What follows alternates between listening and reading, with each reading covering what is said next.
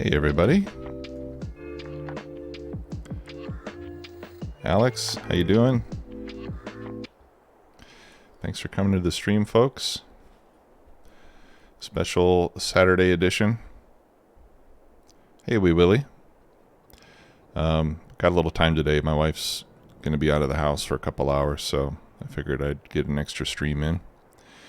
We're having people over tomorrow to watch the Super Bowl, so after this I got to go and buy supplies.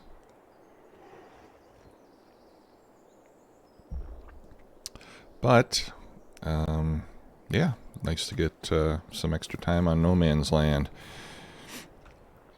It is a beautiful September morning. I have negative dollars, which is not that great.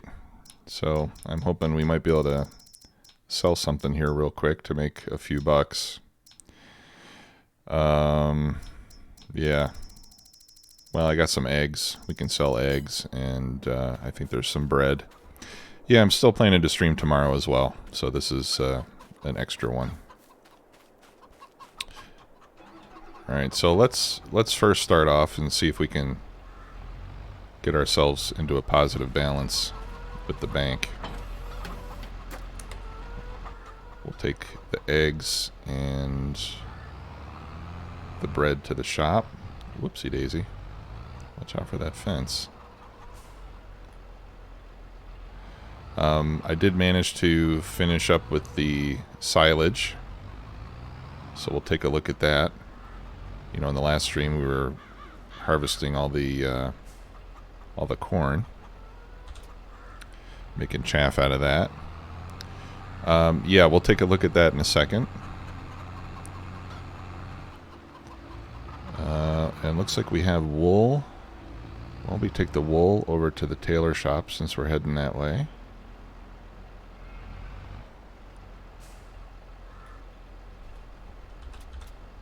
So we'll pick that up. Yeah, so after the stream last time, I finished getting all the chaff off of the field and compressed it, and we got the silage pit covered. It looks like a moonscape. It's pretty messy, even with the leveler. But we're 2/3 of the way to having silage, and there's something around, I think there's something around 400,000 liters in there, so quite a lot. I'm sure it'll be more than enough to feed the cows. I did learn that a full cow barn with 80 cows will use 320 or 360,000 liters per year of food. So we've already got 59,000 in there with what we've made previously, and there's plenty more where that came from. So I think we'll be fine and dandy on the food front for quite a while. And I know we set up the dairy. We set up the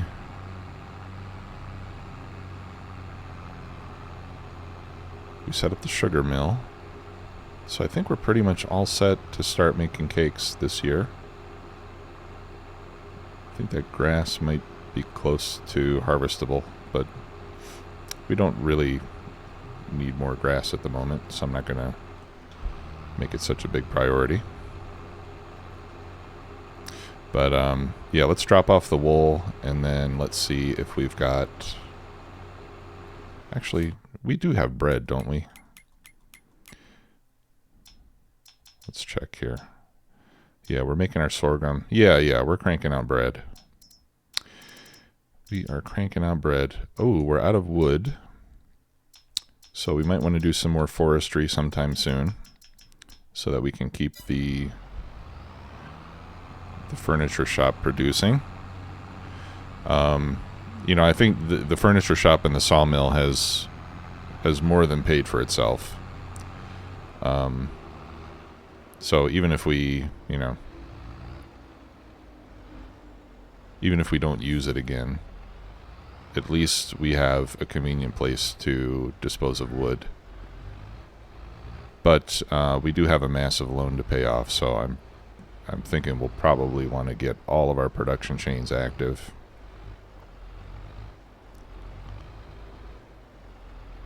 Alright, so we'll drop off the wool. We do have some clothing there. But I think we still have no... Yeah, we still don't have a tailor shop. So we'll go ahead and make the cloth, and we'll hold off on tailoring until we have some money to buy the tailor shop. I know we have furniture to sell. Yeah, you know what? Let's sell some furniture too. I do need the money. Now is not the best time to sell furniture. I made a spreadsheet where for each month of the season I put in... Excuse me 1 second. I just need to make a quick adjustment of Windows here. For each month of the season, I put down what is the best thing to sell in that month. So that way I don't have to go in here and look at price fluctuations all the time. I've got it all in one place. So in September, the best thing to sell is clothes and sugar. But we have neither one of those. Furniture is best in July. So I'm thinking right now is maybe not the worst time, but certainly not the best time. But I'm broke. So we got to do what we got to do. So I'll sell a little bit of furniture, and then we'll sell our bread.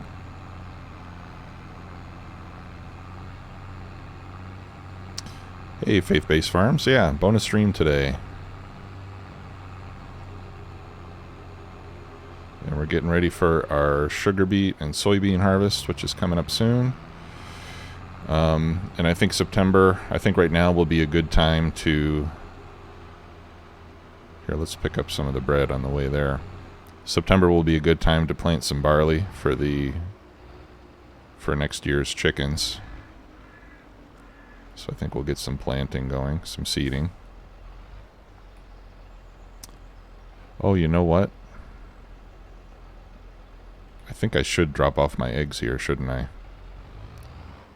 We're going to need that. Oh, I know bread's not accepted. Eggs are accepted though, aren't they? Yeah, so let's get in here so it picks up our eggs. Let's go in from the other direction.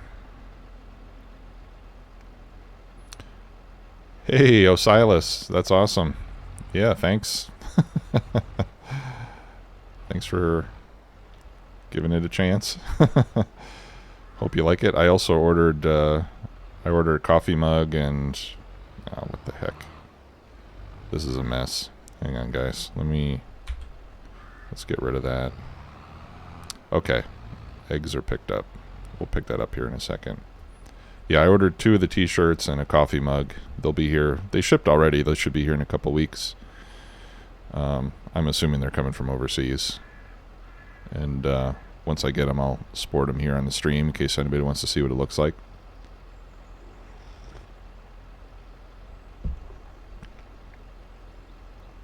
Yeah, I might want one of those too. I'm bald, so having a nice beanie cap is pretty important for me. Let's see. Yeah, and for anybody who didn't see the announcements, I set up a merch store on Streamlabs.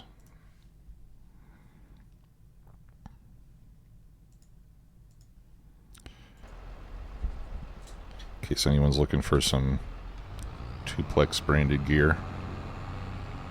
Got some t-shirts, a hoodie, a couple of coffee mugs. And there's a bunch of other, the way they have that shop set up, there's a lot of other stuff you can set up as well. There's like They have mouse pads and all sorts of other stuff, but I thought I would just keep it simple.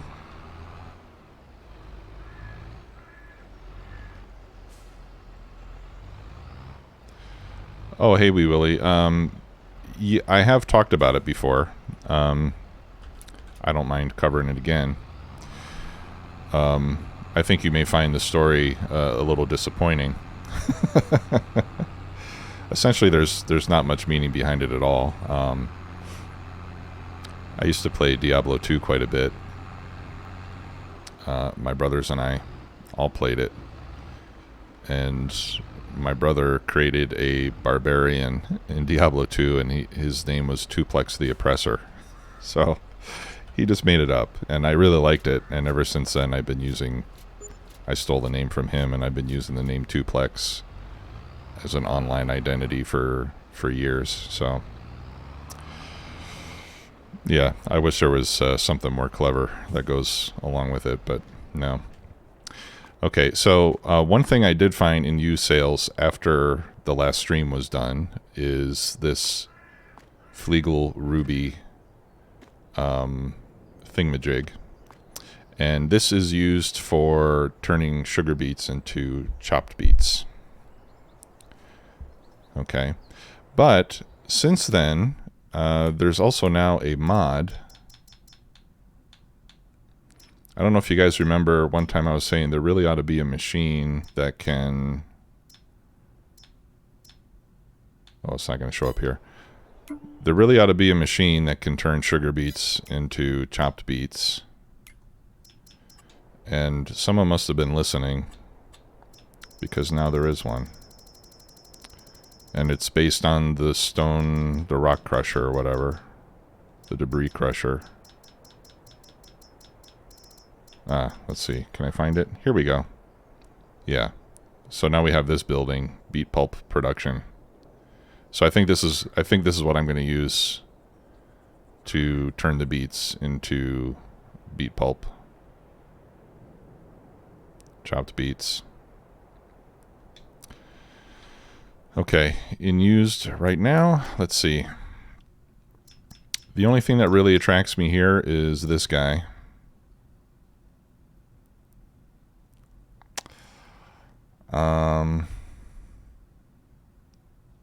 The king of self-propelled sprayers.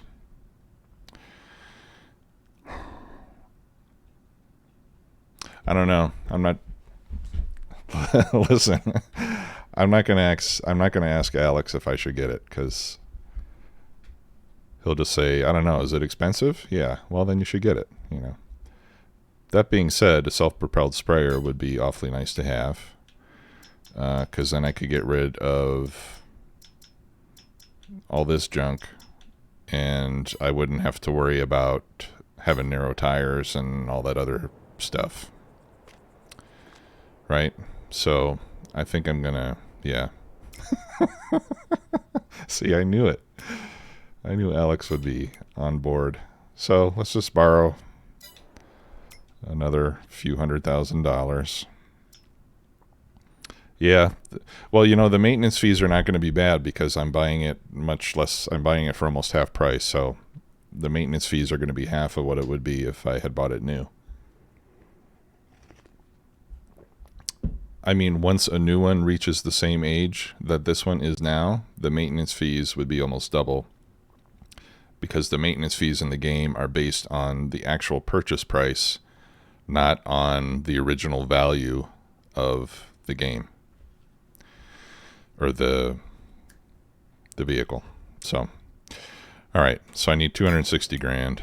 Let's just go ahead and borrow some cash.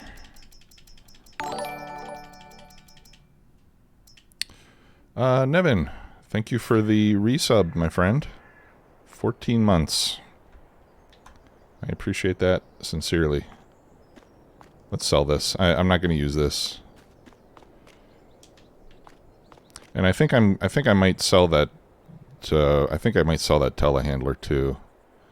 Although, yeah, I think I'm going to sell the telehandler.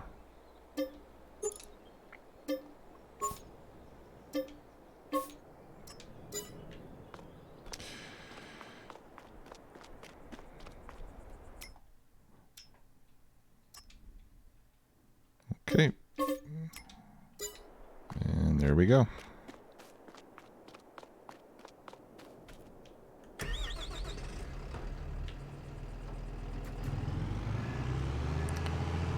Oh, and it's only 77%. That's not too much wear. A lot of times the used equipment is a bit more beat up than that.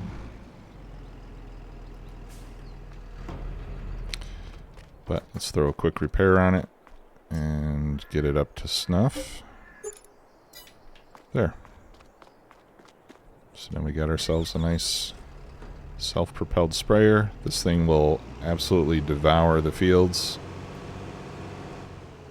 So I think that's a good purchase. What were you trying to say, Alex? All right. You know, one thing I wanted to do was I wanted to delete all of my...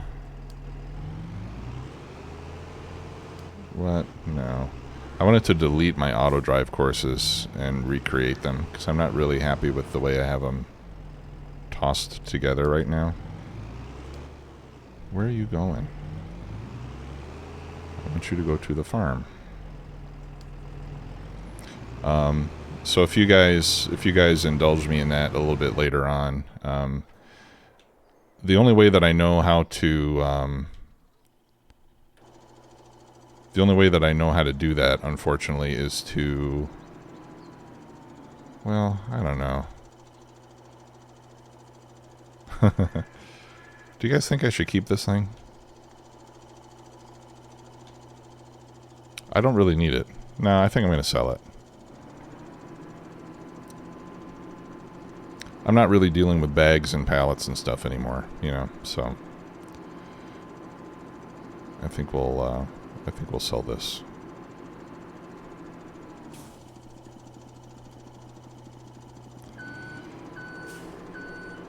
You think we're going to use it, Alex?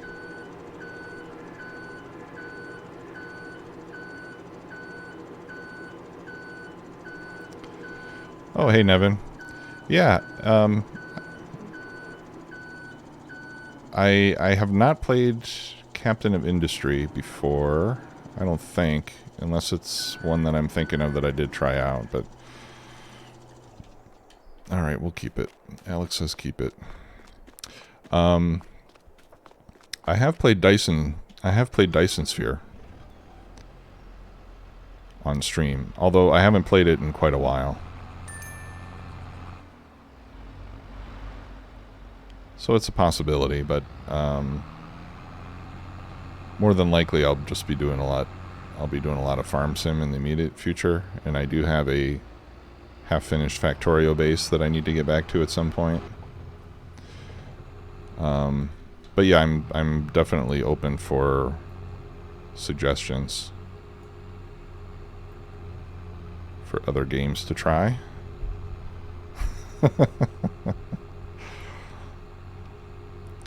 Yeah, I do often do what Alex says just because he knows more about this game than I do, so. Where am I going? Sorry, this is the wrong way. I have another... When I'm not streaming and I want to play Farm Sim, I have another No Man's Land map that I play on. And on that one, my farm is over there, so... That's why I'm getting a little mixed up about where I should be going right now.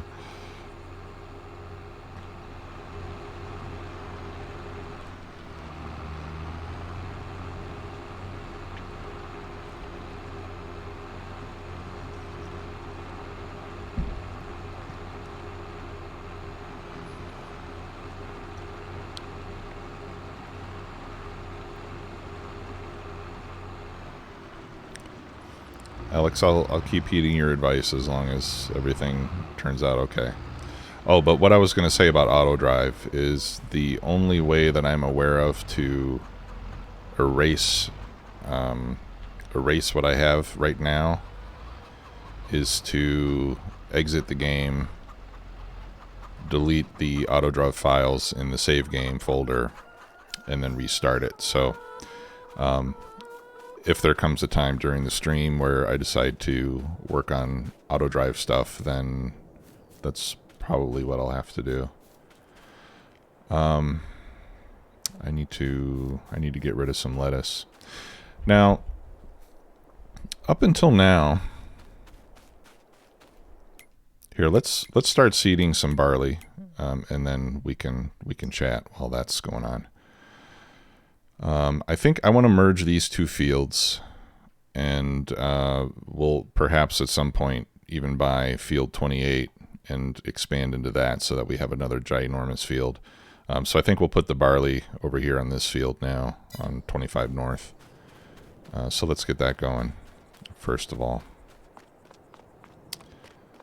We'll get one of these tractors out and hook her up to the Amazoni. I think we'll use the Fendt. It's my favorite tractor out of all of them so far. Although the T7 is pretty sweet. I have to say I'm not a big fan of the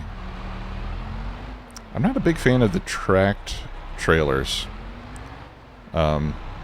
Just for driving, I don't like driving them around too much. They're kind of hard to handle.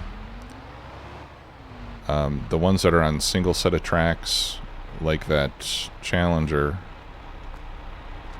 they turn very quickly, so it's hard to be precise in your steering. And then the ones that have dual tracks are usually articulated in the center, which is also, at least for me, kind of difficult to drive sometimes. And certainly the AI doesn't particularly like that setup, so. Although if you want big power, that's kind of what you have to do, you know. Alright, so let's fill this up. And we're going to change to barley. And we'll just go set this on a course and let him do his thing.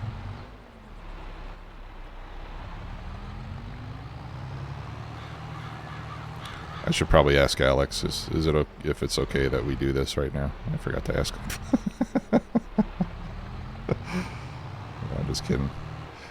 Yeah, and this is the field that we had corn on for the silage.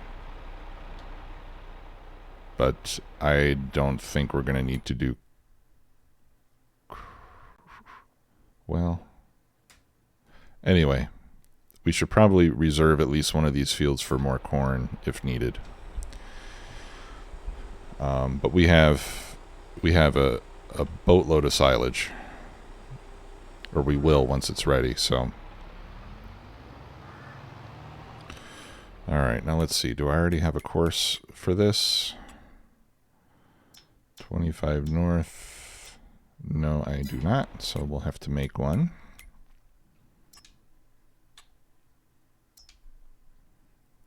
Okay, let's start right there. All right, sharp corners. I think we'll just go with smooth corners. 2 headlands. That should be fine. You know what? I think I will do sharp corners and see if we can avoid having those little missed bits around the turns. There we go.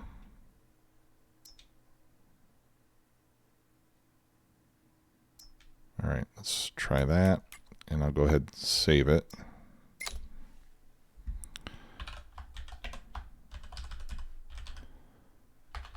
Yeah, 25 North, seed. And let's turn off, we don't need to see all the waypoints. What have I done here? Uh-oh. Oh, I think I turned on debug. Okay, there we go.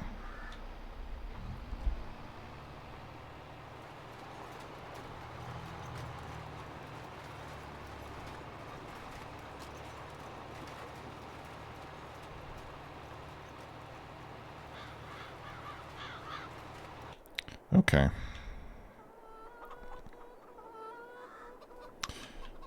So let's get the old sprayer, and we'll take those to the shop and get it sold. And I think we can also do away with that sprayer tank.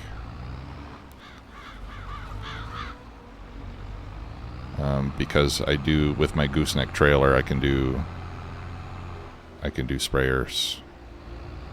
I can do sprayer support, so I don't need that trailer any longer, that orange one over there. And I also want to change out my seed tender. I want to get the other version of the seed tender, the white one. I forget the brand, but I want to get rid of this lizard and replace it with that other one. I like that one better. Oh crud.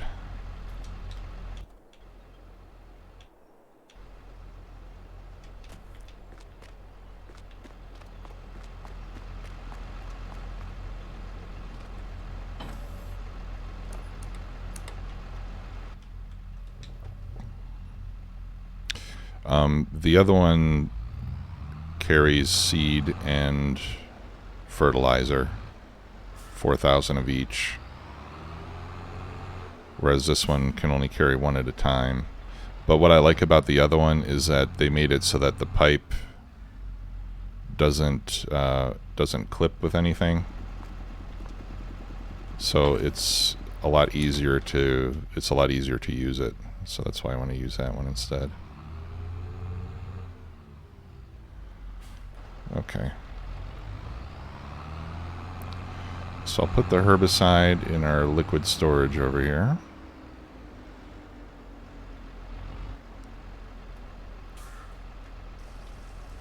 So we can use that on the new sprayer.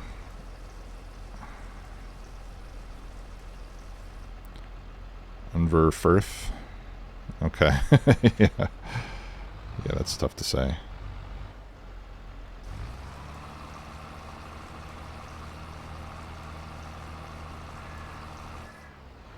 Man, I really do appreciate that liquid storage tank. It's nice to be able to unload these things and not just have them strew pallets all over the place. Okay, so we'll send this over to the shop. We'll get that sold.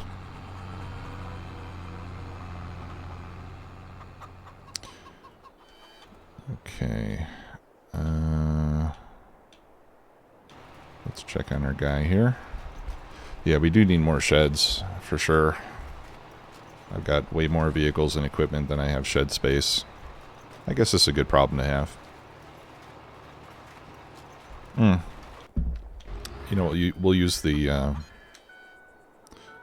pickup here to take care of the seed tender. And I think I can speed up time a bit. We'll go to 5x. There's not a ton of stuff that we have to get done in September, besides planting that one field. And then we just have to think about what we need for our production chains in the next year. So barley is one, so we can feed our chickens. The big field in the south, you can adjust the height of the trailer hitch on this. If I can remember, yeah, there we go. I don't know if you guys can see that.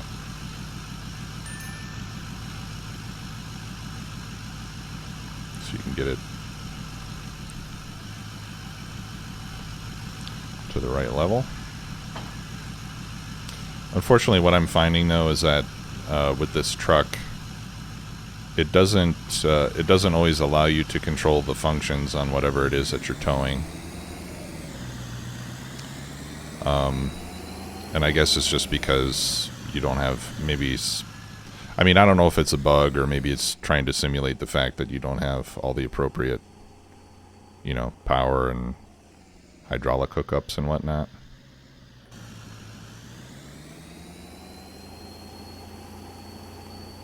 So, this thing is empty and it just...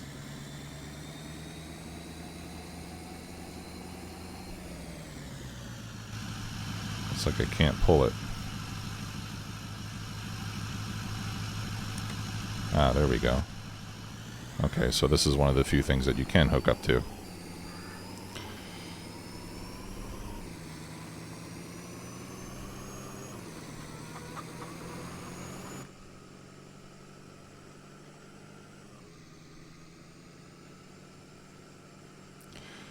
Alright. And this truck will allow me to go far faster than I really ought to.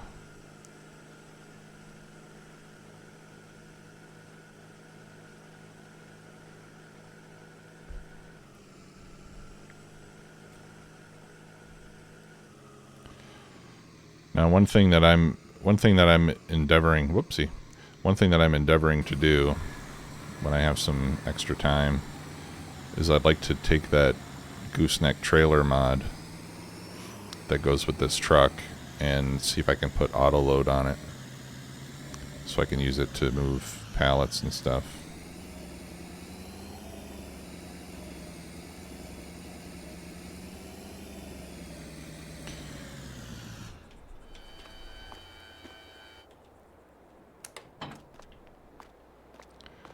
All right.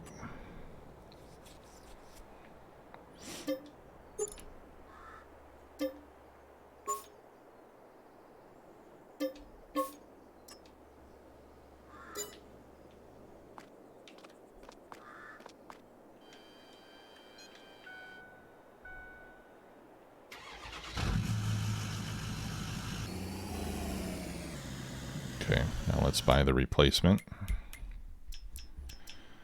That's in Auger Wagons. Yeah, Unverfirth. Oh, and it's actually quite a bit less expensive than the Lizard.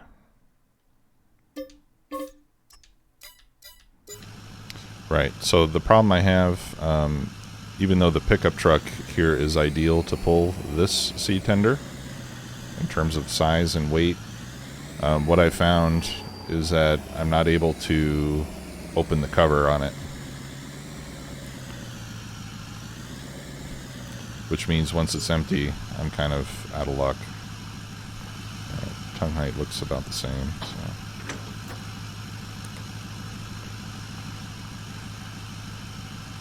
Or maybe I can. Yeah, see, I can't open the cover on it. So that's kind of unfortunate, because I'd really like to use it with the pickup truck.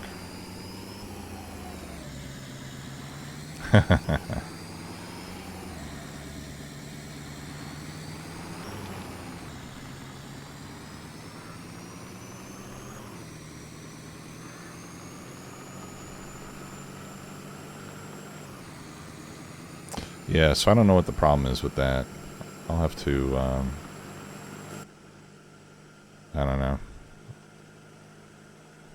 Maybe I could try to debug it myself, but I don't really know much about modding, other than, so far, all I know is how to put logos. How to put my logo on stuff.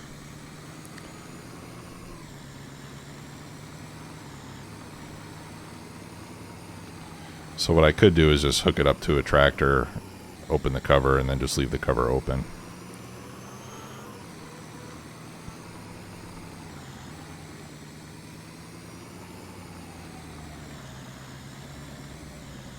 Yeah, exactly. Yeah, pickup wouldn't have hydraulics, so maybe it should be like that.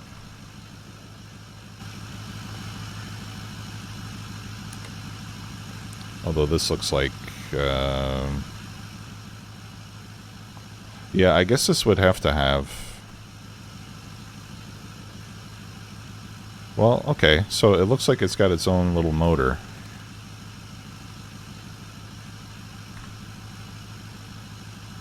See that?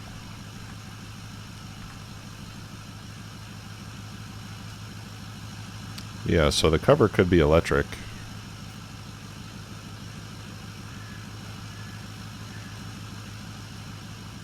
Or maybe, you know, but it seems like it should run under its own power, so I don't know.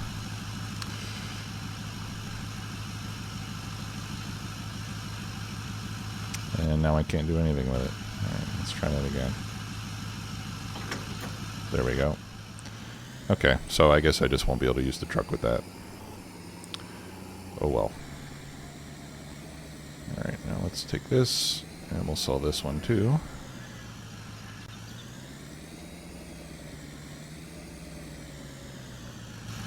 And I think this one is empty. Yeah, that one needs hydraulics. But looks like I can still pull it.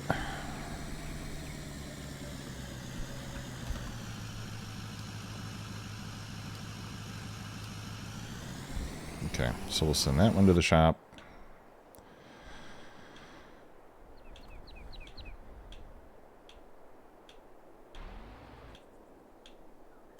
There we go. Hey, the Bill, how are you?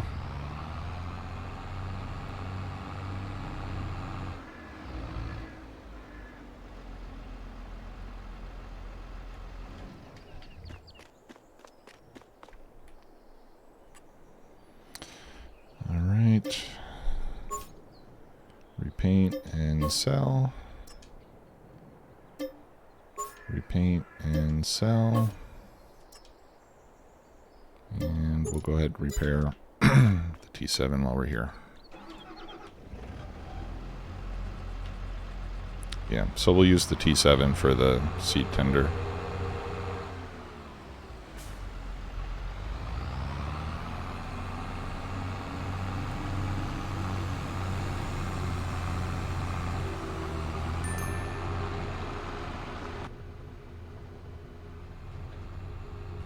I don't know if I'll need it for the particular job I have going on right now. Got a bit of a stiff neck there, excuse me.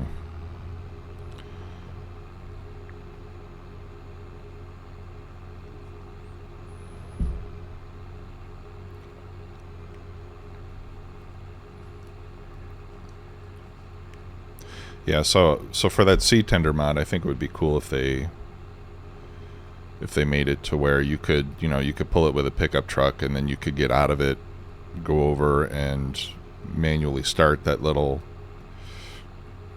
engine that it's got on it, and then be able to use it, in a vehicle that's not giving it power. Looks like that's what the intention is. But I'm sure that auger takes more power than a little pickup truck can provide.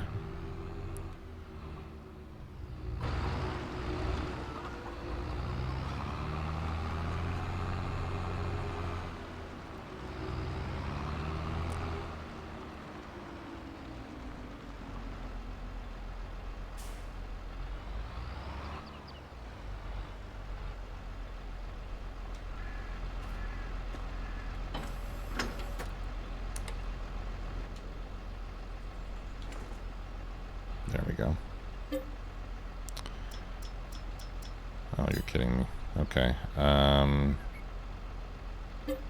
right. I think we'll do...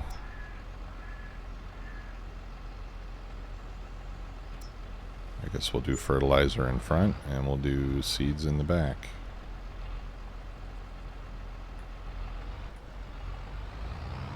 Once I get it lined up properly. You know what, I might even have seeds.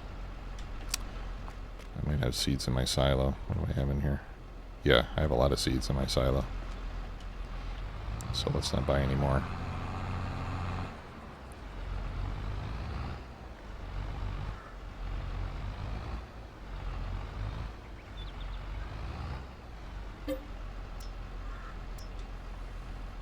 There we go. All right. So let's see how the seeding is going.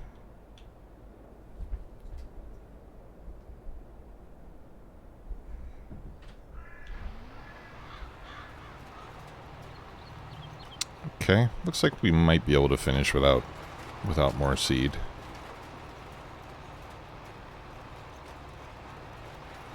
It'll be close. So I'll just move this over here for the moment, and we'll leave this hooked up just in case we need it.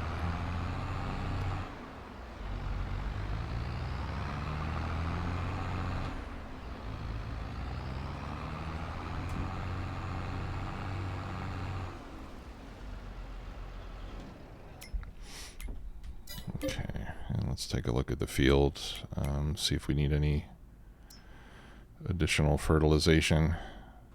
Oh, no. It needs plowing. I probably should have checked that first, huh? Well, I think we're going to have to wait until next time. I'm not going to plow it now. And we're not going to roll it. Okay, so we will need another fertilizer stage after this.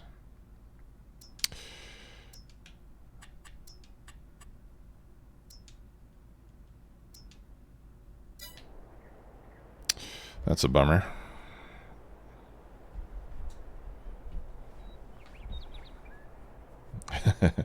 Yeah, I love Dio. He's great. Was great.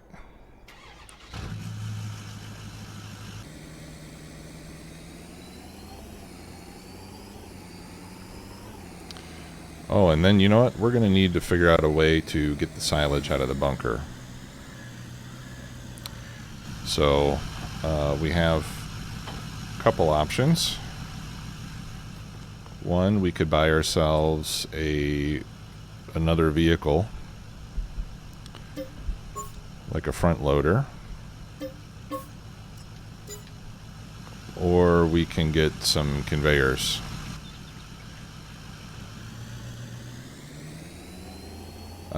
And I'm kind of leaning towards conveyors. But if anyone else has another thought on the matter, Alex, please let me know.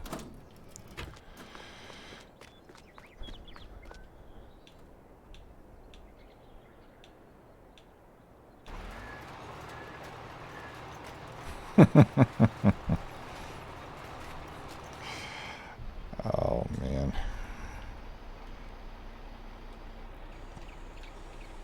Okay, so we do need more seed.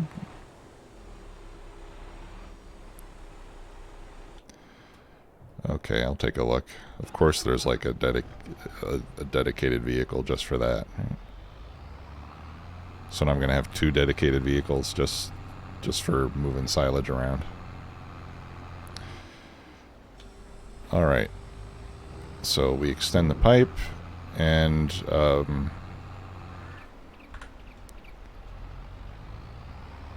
okay. So right now the extended pipe is on the side that has the fertilizer. So if I do the extension again, it'll switch over to the other tank, and that'll give me the seeds. And then we just have to get the spout lined up with the appropriate bin on the seeder, and the seeds come out. And it'll use close to half of what this holds, so we can refill.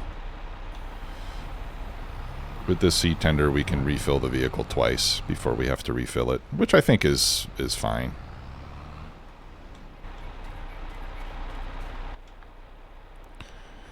Okay, and let's continue what you were doing.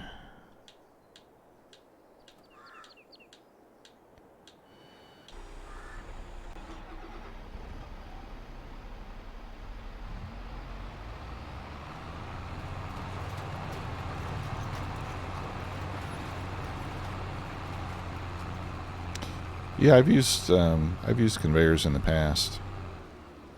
Oh, you know what? I still have that stone picker. We can get rid of that too, since I turned stones off a little while ago.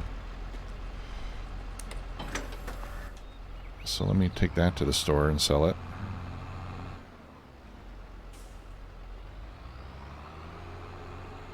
That'll free up another parking space.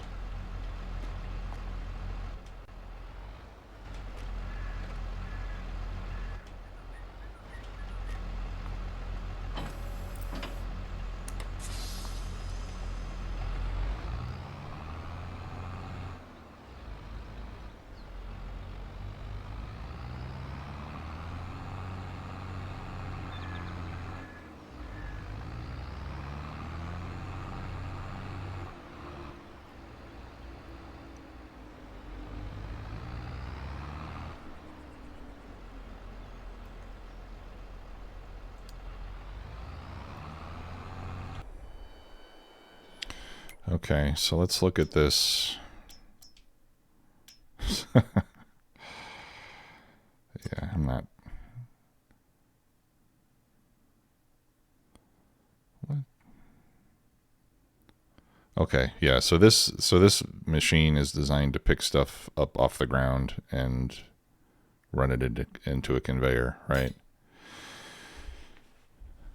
And you can use it for all sorts of stuff, including silage. Actually, I thought this was intended for sugar beets primarily and potatoes for root crops, but I don't see it there. What does this do? Okay, so that's the most expensive option. Now, I guess the nice thing about this is it's continuous, right? So you just move it in place, turn it on, and it runs. So the other option is one of these wheel loaders, you know, which would be less expensive. Although I think the biggest bucket you can get for these things, let's see, that's 3,500. There's 4,000. Okay, well, the silage fork holds 8,000 liters at a time, so that wouldn't be bad. It's a little bit more. It's a little bit more work.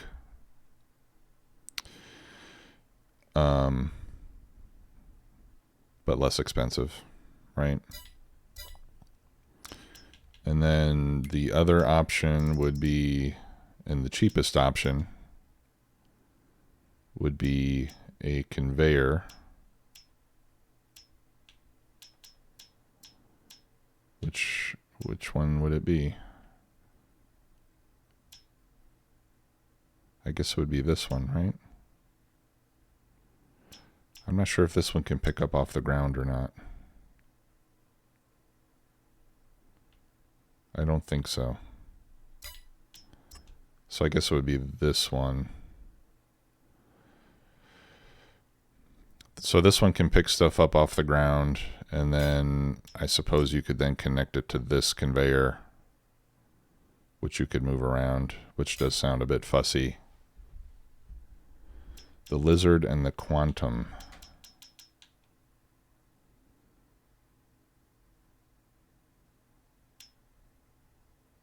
What's the quantum? Oh, this one. Okay.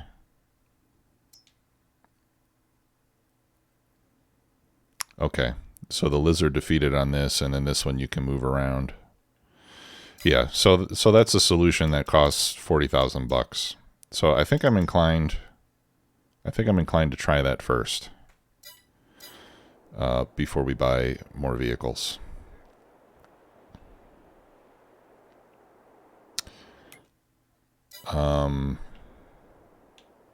Let's see.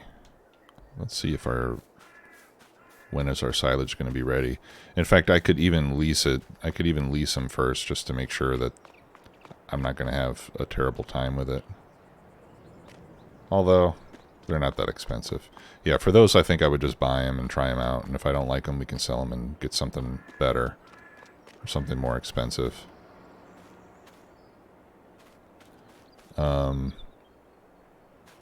Yeah. So I think that's what we'll do. Even though that's not the most outrageous way to do it. Okay. I did save that course, so let's clear that. And we'll go ahead and hit these corners. Let's see, do we have any other missed areas?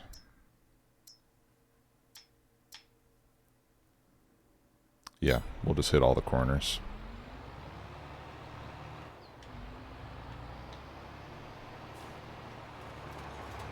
Of course, since I'm going to use courseplay to harvest, these same areas are probably going to get missed when I go to harvest.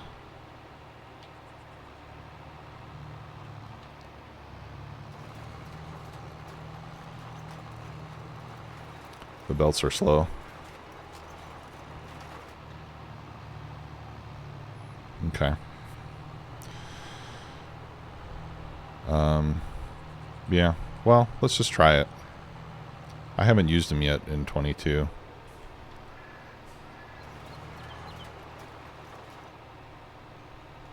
Oh,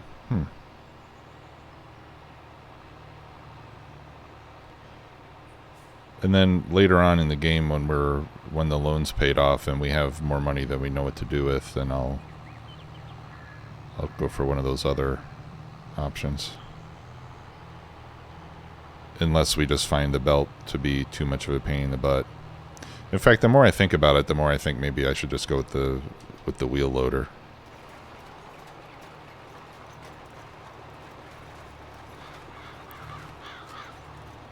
Yeah, in fact, with a wheel loader, I could just fill the bucket and just dump it right into the cow, right into the cow shed, you know, and not even bother loading a trailer with it.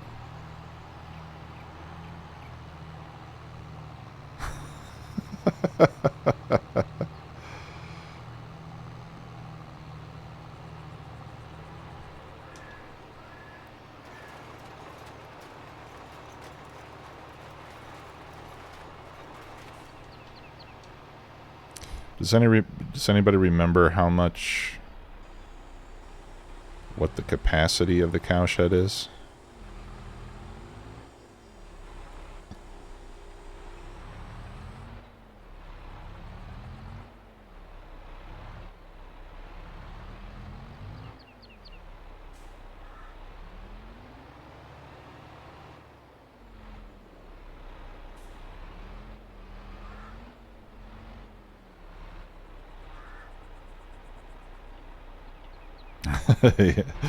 Yeah, I think you're right, Willie.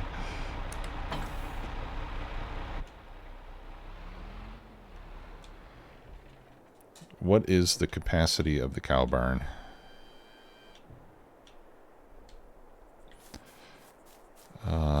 Don't remember. Okay, well I know that we're pretty much filled up on straw. So that holds like around 45,000. Yeah, so I think it holds about 90,000 silage. 90,000 silage, which means to fill it up completely with the wheel loader would take about 11 trips. But we wouldn't have to do it that often.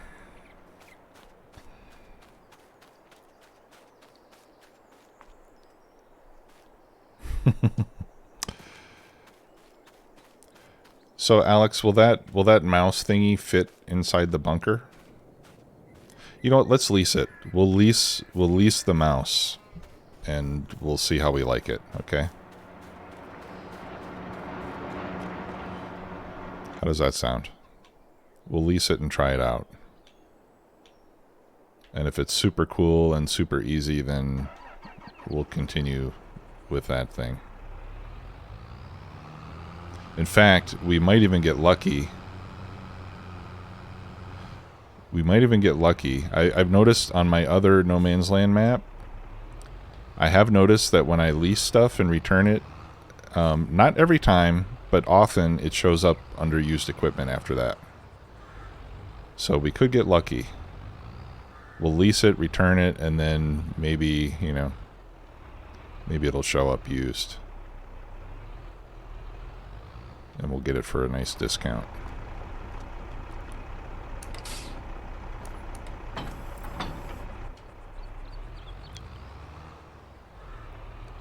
I wouldn't mind replacing this class with something else. I don't really like this thing. I mean, it's cool, but it looks kind of goofy.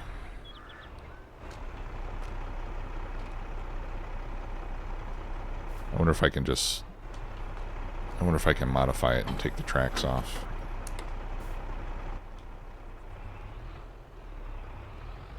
Oh, okay. Yeah, I did notice that on the multiplayer map, that it always... the stuff you sell always, it just immediately shows up in used equipment. Which is pretty cool. Especially like if you're running multiple farms. I think that's awesome. Somebody sells something and then somebody on the other farm can buy it.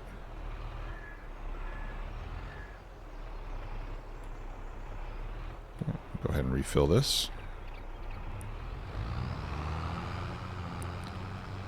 Yikes.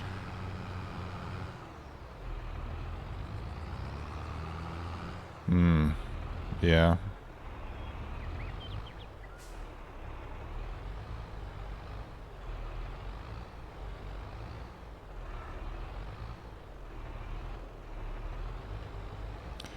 Yeah, I think I'll do that. I mean, I'll wait till we have some more money, because I know that the 8RX is a lot more expensive than this is.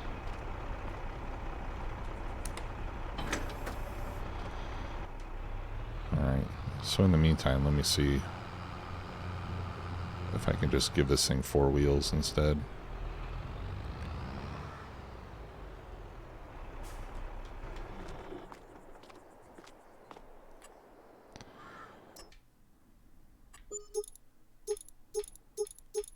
Nope.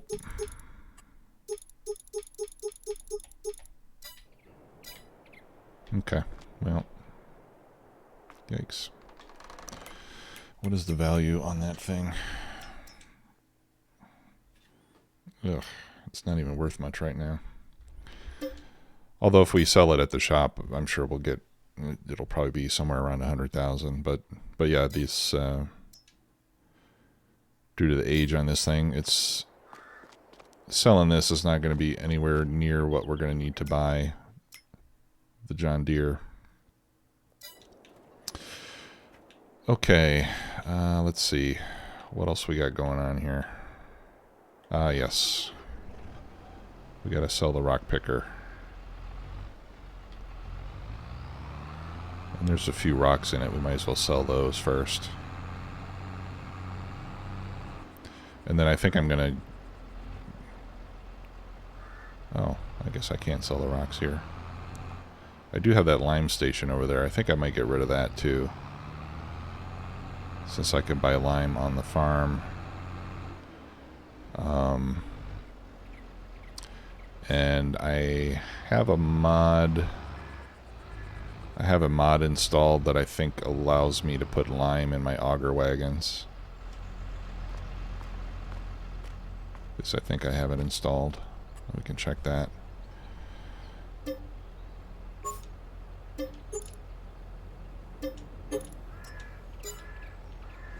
Okay. So that gives us a nice little chunk of change.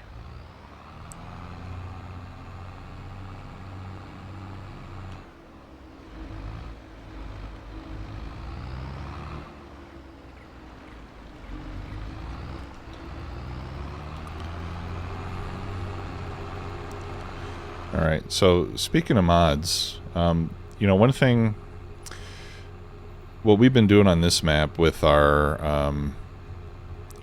products, you know, like the eggs and the lettuce and the bread, is we've been selling that stuff pretty much, you know, just as the output fills up. We don't really have any place to store it.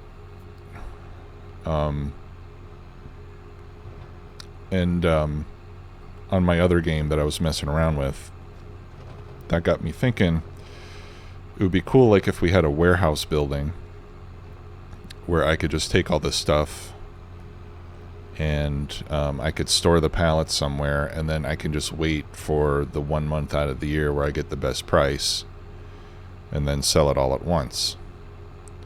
Right? Because if you're producing all year, like take the bread for example, I mean the storage at the bakery is going to fill up pretty quick.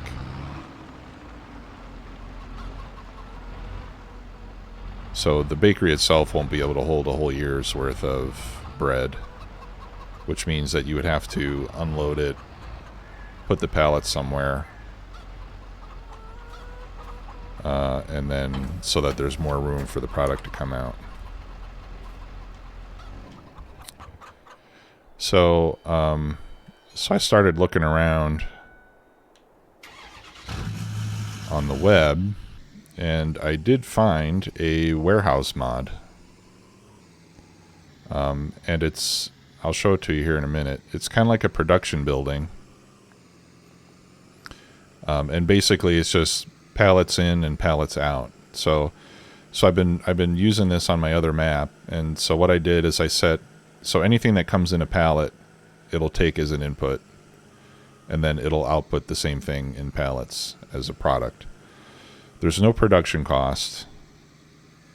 And basically what I did is I just set everything on distribute, so it'll just hold it inside the building. And then when I want to go and pick up that particular item to sell it, I set it on storing. Because when you put it on storing, then it'll put that stuff on the output, you know, like where the lettuce is here, for example, in the output area of whatever the building is. And it works pretty well. The only issue that I have with distributing is that distributing goes everywhere that it'll take it.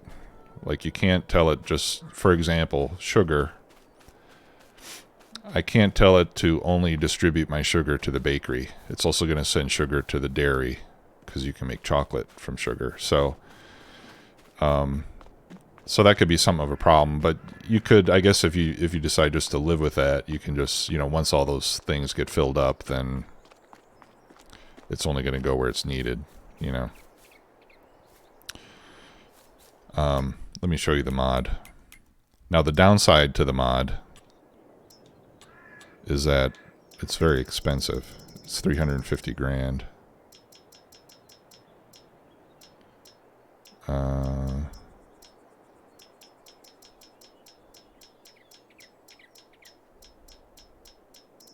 You know, I might not have it loaded.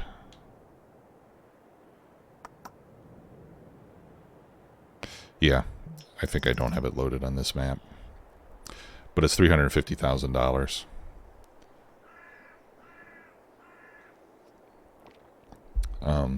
So on the other map, I just... I think 350 seems a little too expensive for what it is. But I think it would be nice to do something like that, to set that up on this map too.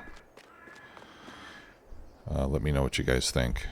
But it's essentially, well, here, let's do it. Let me load it up and I'll show it to you. I'll just save. We'll have to quit the game for a minute. That'll give me a chance to delete my AutoDrive files anyway.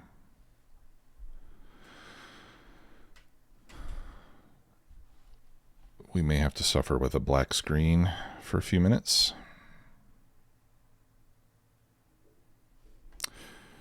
All right, so first let me go into my save games and get rid of the AutoDrive stuff, and then we'll restart this.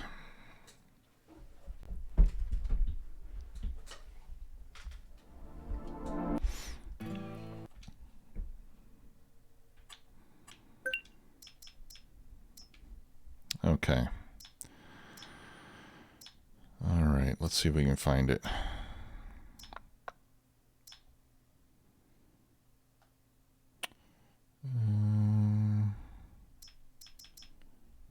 We can get rid of the stone pickers. I think it's called Pallet Warehouse or something like that. Oh, I do have it. I do have it activated.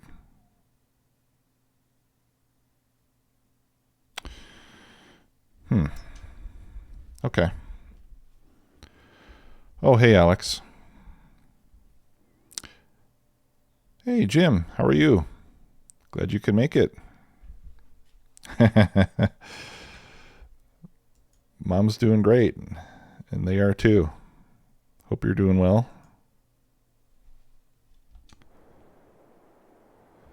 Okay, we're going to say no on that. Okay, so I got a blank slate for AutoDrive now. Yeah, let's see if I can find that mod. I must have gone past it. I'm pretty sure it counts as a factory.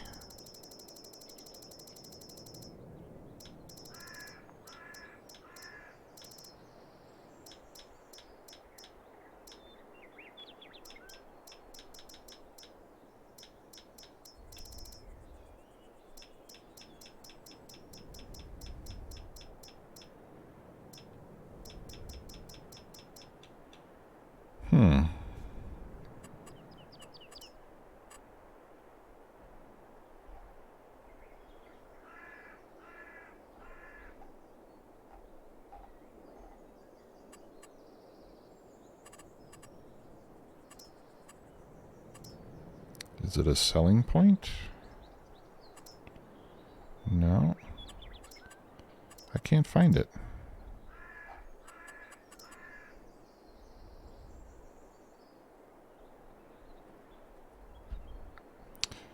Sorry, guys. I don't know what the deal is. Yeah, it's not showing up anywhere.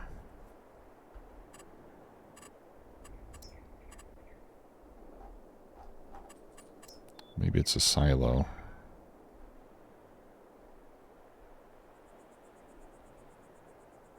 Ah, yeah, here it is. Okay. It's a silo for some reason. Okay. Yeah, so let's take a look here. Let me find some available land so we can see what it looks like. All right. Yeah, so this is it. So you have an incoming area here where you drop your pallets off, right? And it'll take anything that comes in pallets. Savage Hunter King, thanks for the follow, appreciate it. And then this is where it outputs whatever it is that you want to take out of it, right? And it holds 375,000 liters. Right, so you can just set all of your production points to distribute, and they'll all automatically go to the warehouse. Stuff like eggs and wool and things like that, you would have to take manually since those don't distribute. And then you just wait for the right month of the year, and then you can pull it out of the warehouse and sell it. Right, so if you guys are cool with this, we could set this up. But again, the cost of this building is 350 grand, which to me seems, I mean, since you can buy a grain mill for 80,000, I don't know if 350 for a warehouse makes sense. So if you guys think the pricing is off, we could always just buy it and then give ourselves back whatever we think is excessive on the price or whatever. But you guys tell me what you think about it.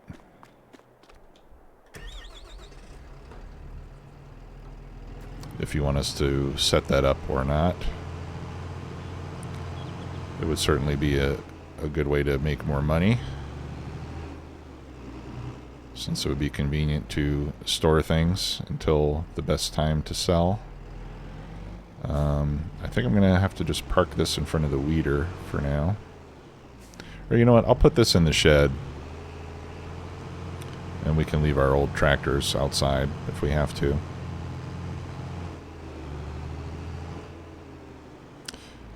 Yeah, thanks, Navy. Yeah, I think it's great. Like, again, the main issue that I have is with the distributing versus selling issue,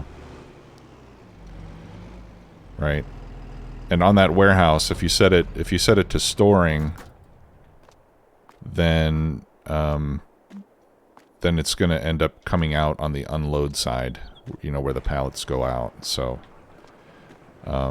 it would be nice if there was like an internal storage option where we'll just store it inside and not put anything on the on the output points. But I guess you could view that as a cost of the convenience, is that you'll just end up distributing stuff where you don't necessarily want it to go. Okay, let's check on our animals and our production chains. I think we're pretty much done for this month.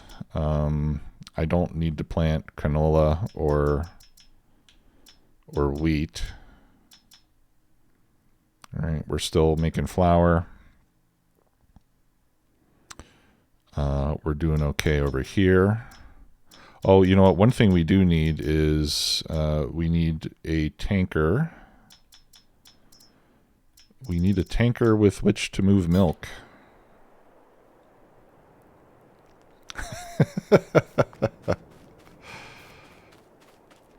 All right. Well, let's see if we can agree on what a reasonable price would be for a warehouse based on the price of other production buildings in the game.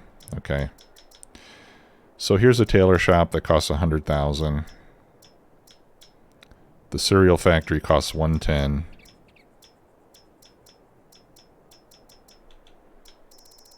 And that's the most expensive factory in the game.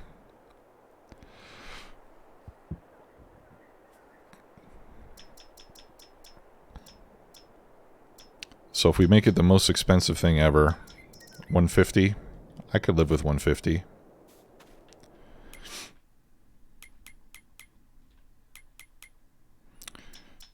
What do you guys think about 150? Seem reasonable? Okay, I need a tanker for the milk.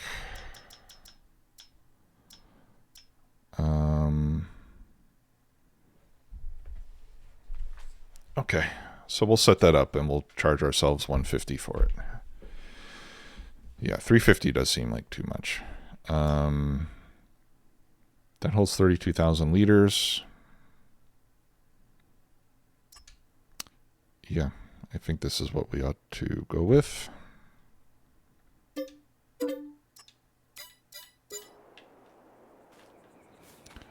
Let's go pick that up.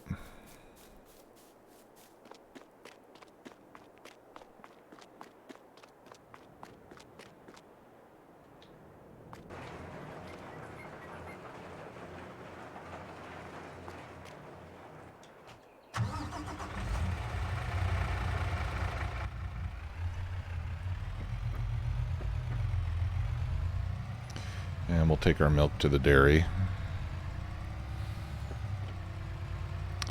And since that warehouse... Watch out, Turbo.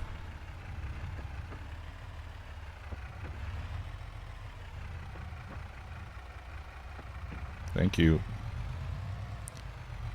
How do I have chickens in front? I've never seen that before.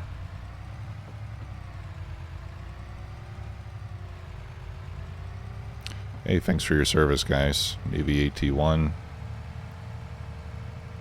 Wee Willie. I know we got some other service members here. And hey, whether you served in the military or some other part of the government, if you're a school teacher, first responder, I think many of you folks are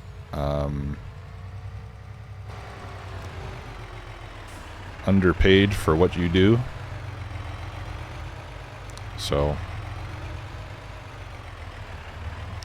thank you for that.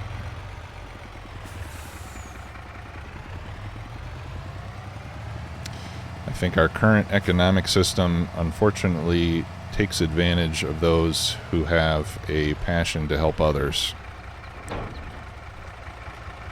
And they don't get the financial rewards that I think their sacrifice and risk-taking justifies.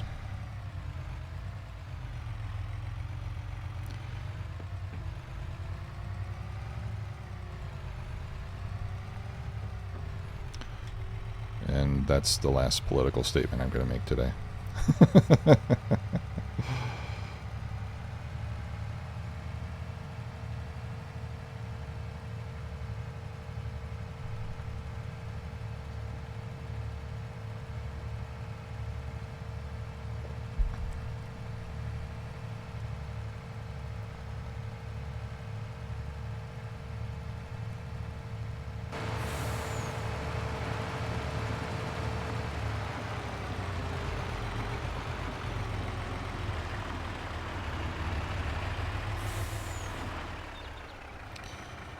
Okay, milk we pick up on this side.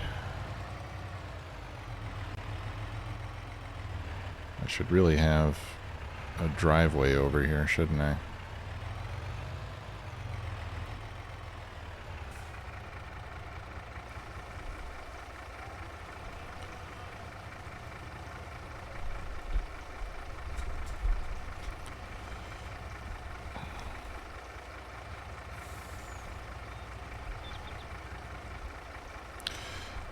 Yeah, that's a good point. That's a good point, Navy.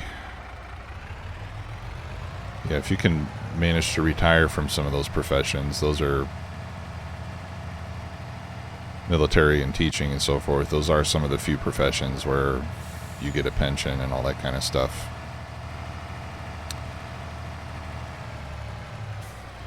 In fact, I kind of wish sometimes that I had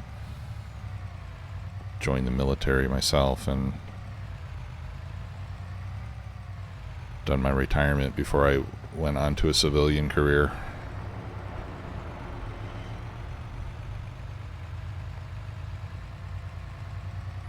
Alright, so we're going to take this milk to the dairy.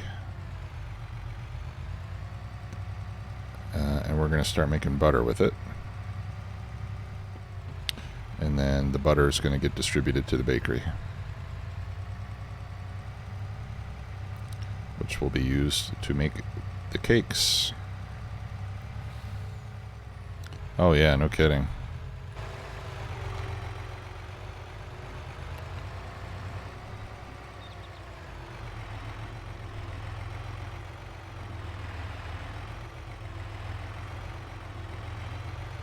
Yeah, when you add up what the healthcare is worth compared to what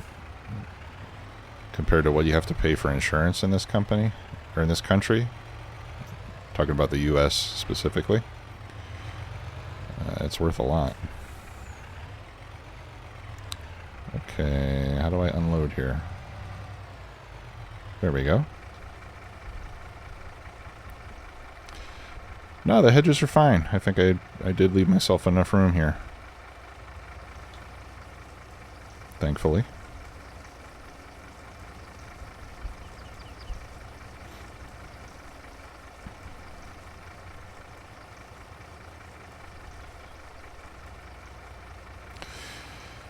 Yeah, in fact, the healthcare thing is something I got to start looking into.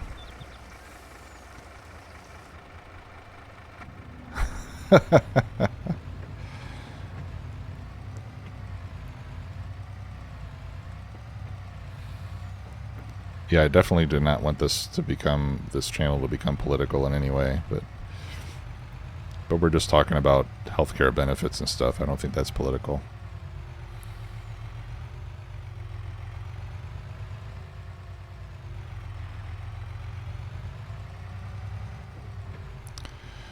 Yeah, let's see. How much milk do I have left? Oh, okay. I got almost all of it, so yeah, we'll have to see. I'm not sure how often we're going to have to take milk to the dairy. Hopefully it's not going to be like every month. I don't think so. But yeah, the wife and I are, we're both 50 now, so we're starting to think about retirement, and we've been good. We've been saving money every year, since we started working, pretty much, the 401ks and stuff, so I think we're doing good there, but we haven't really done a lot of planning in terms of the health care. I know we'll get Medicare, Medicaid, whatever, but we're thinking it might be a good time to get to lock in some extra insurance. While we're young, the rates will be low. You get one of those plans where, they can't change your rates for the rest of your life or whatever. That's kind of what we're hoping to do. All right, I'll just leave that there for now. Yeah, you know what, Navy? JD and I both had a good time with that, and when we finished the series, we did talk about doing another collaboration in the future, and both of us felt like that would be a good idea, so it's definitely in the cards. We don't have anything planned specifically right now, but it is something that we'll do, I think. Again, I'll touch base with him and see if he's got any ideas. But yeah, that was pretty fun. All right, so we're almost done with the hay. I'm going to go ahead and turn that off. Okay, and then let's start making the butter. And okay, yeah, we got that set to distribute, so the butter should end up in the bakery when it's finished. We're dropping off eggs. We got strawberries. Oh, we need milk as well. I maybe should have split up my milk. All right, so we'll have to take some milk over there too.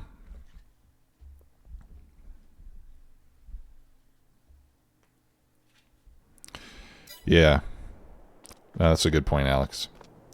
And I think that that's something that a lot of people maybe have a hard time recognizing, is that, you know, say, well, taxes are high. Well, it's like, yeah, but you got to look at what are the taxes and what are the services that you're getting, because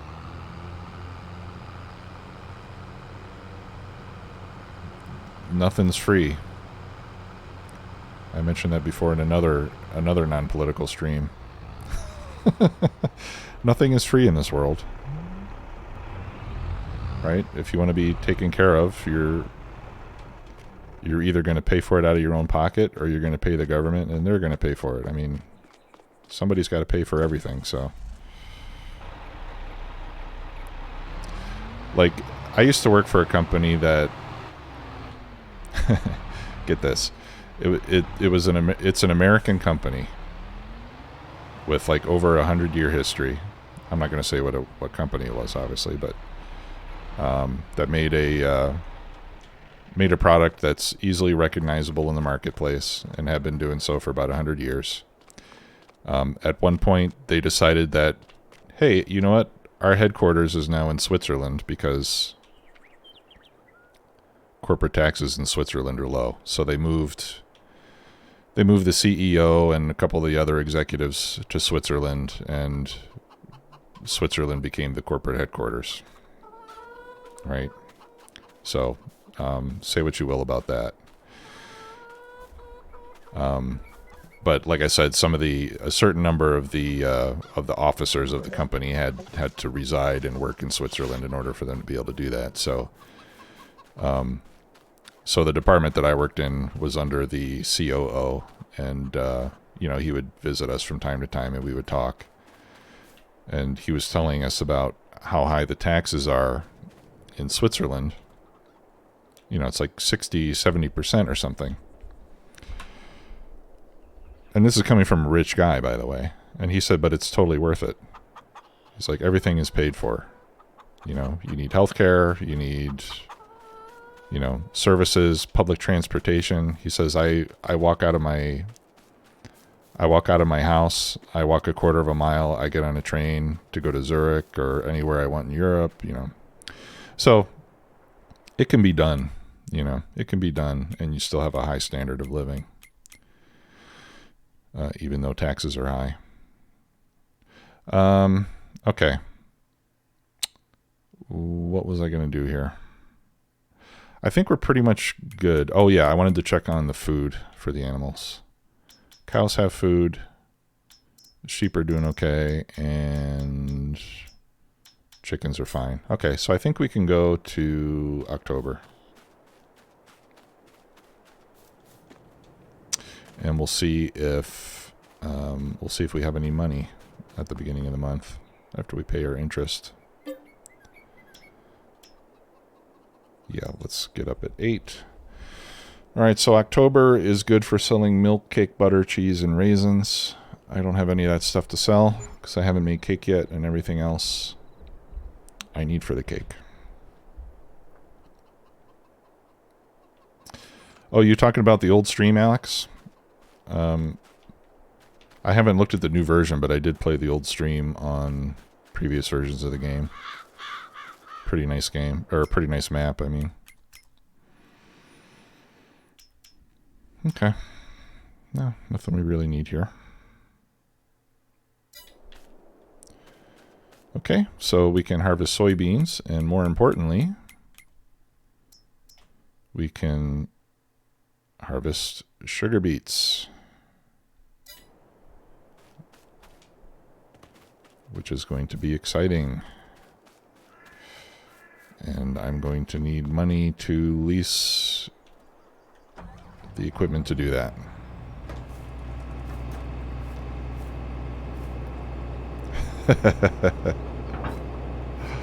That's funny, Jim. Twoplex Farms is now a sovereign nation.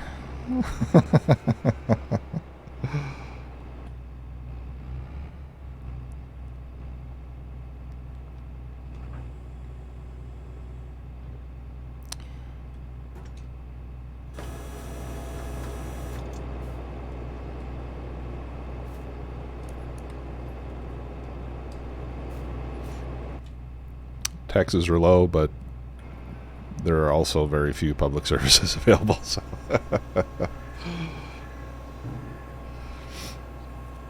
yes, we're going to sell this after we finish harvesting this field. That is the plan.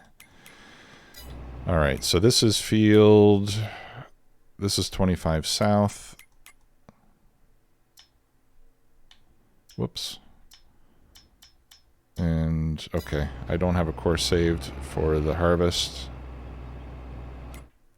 Maybe I can use a regular worker. No. No, I think we'll use course play. So let's do that. First, let's clear the course we have.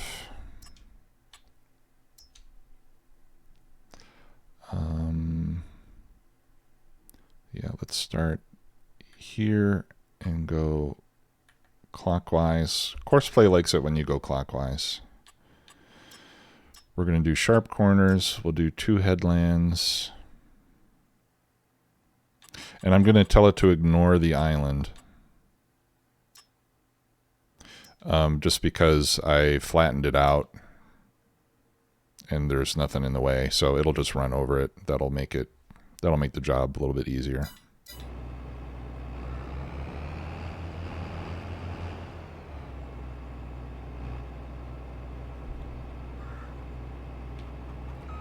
So I'll get it started here and then work my way up to the start point.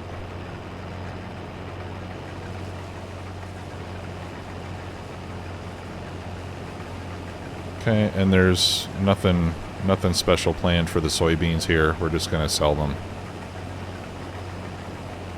We're going to sell them for cash money, which is nice to do every once in a while.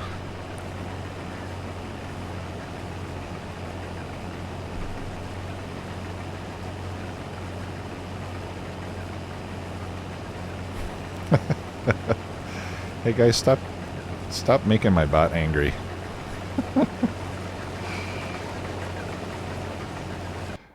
Okay, so that means we're going to need a vehicle with a tipper on it. I think we'll use the Challenger.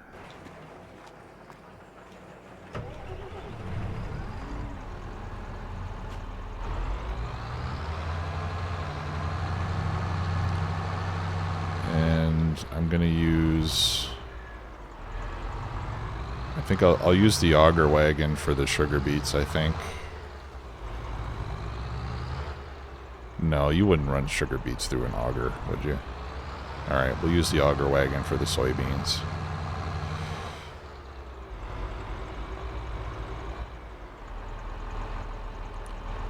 I should really have a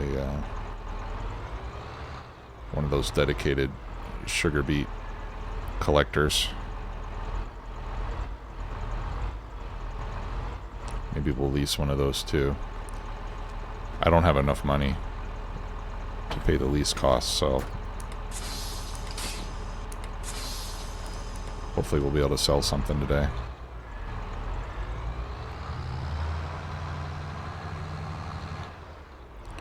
Alright, so this is for the soybeans. Yeah, we'll need to buy the sugar beet shredder too.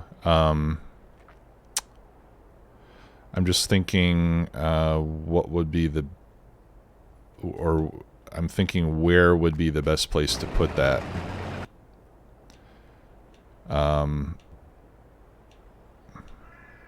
Where's my New Holland? There we go. We could either... think today's bread and furniture ought to finance the leasing of the equipment. I was thinking about maybe putting that machine next to the sugar mill rather than here on the farm. I don't know if you guys have any preference one way or the other.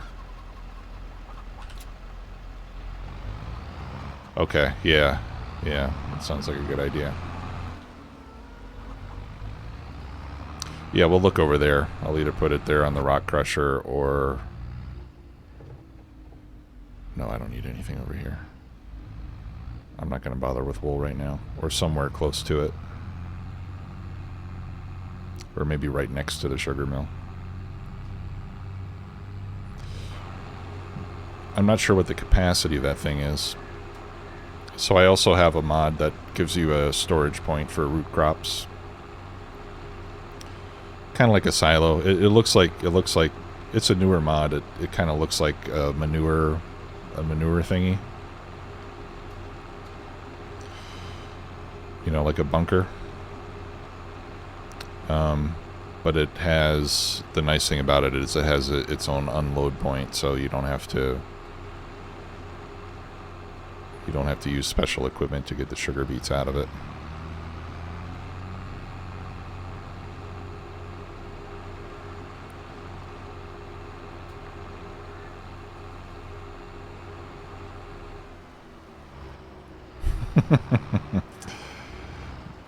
Yeah, Jim, Doris is kind of hard to read. I don't know if she's going to want to come with me or not, to be honest.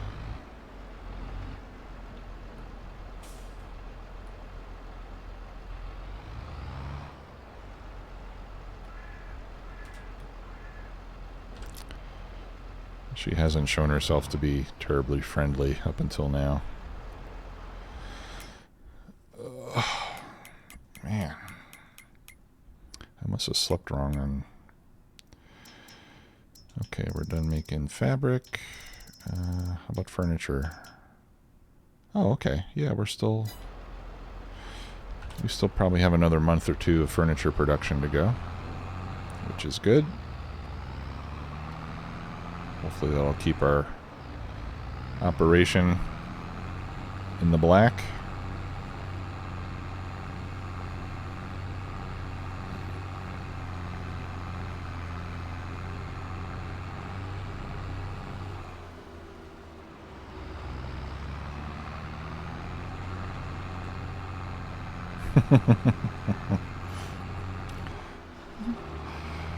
Yeah. You know, when I bought that X9, I thought Doris was going to be, you know, really impressed, but she was like, "Yeah. I know a guy that has 3 of those." All right, let's get rid of these eggs.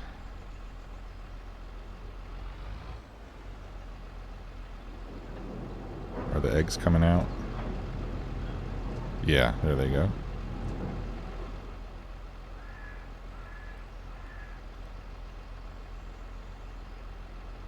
Okay. And then I'll unload.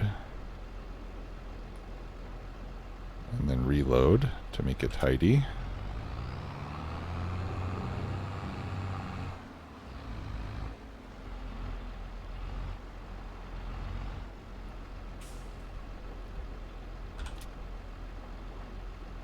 Oops. Still a mess. There we go. Alright, how much bread do we have in there? Okay, 8 more pallets. Good. Yeah. Yeah, I have pretty amazing chickens. Free range. Giving them good barley, good wheat.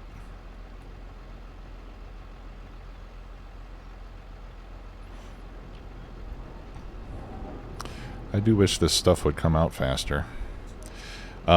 This is the EU bakery. I should have gotten the US version of the bakery because that one has a bigger unloading point. More pallets come out at once. Oh well. This building is more charming, I think. If you like that sort of thing. Okay. That's it. So this will make us a good amount of money here.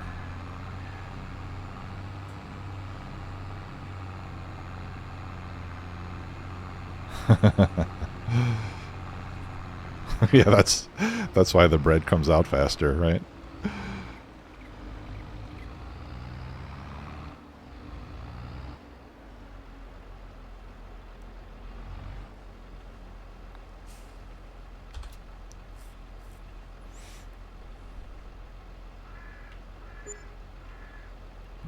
Dang. 122 grand. That's sweet. Okay. Time for some sugar beet stuff. So, first let's get the harvester.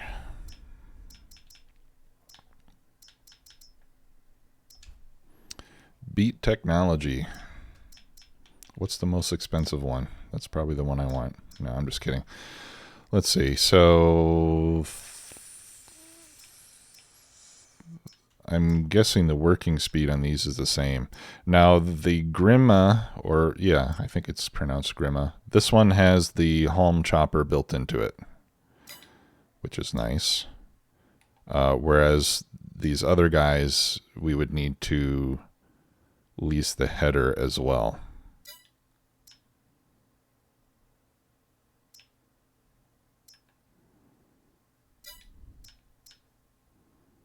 Same with the Panther.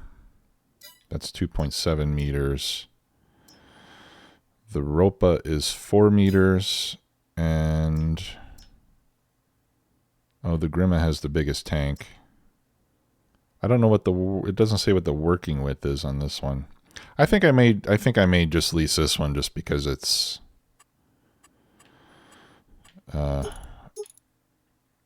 complete. Okay, so let's lease this one.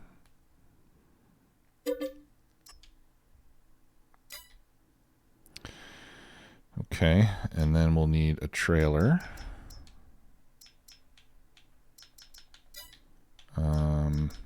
Is it in auger wagons? Beet cart. Yeah, here we go.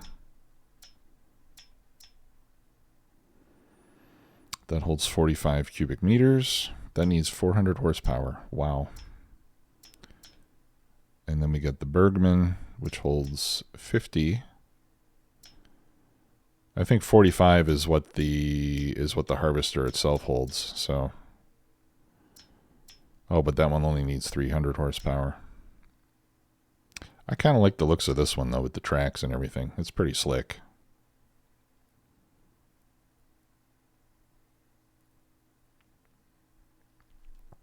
All right, so we'll lease that one too.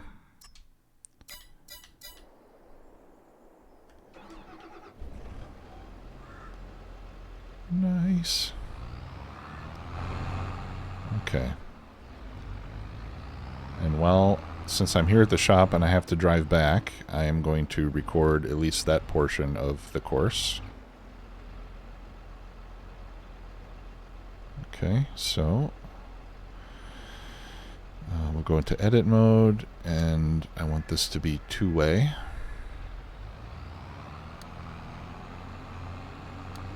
So I'm going to do this kind of like we would a rail network in Factorio.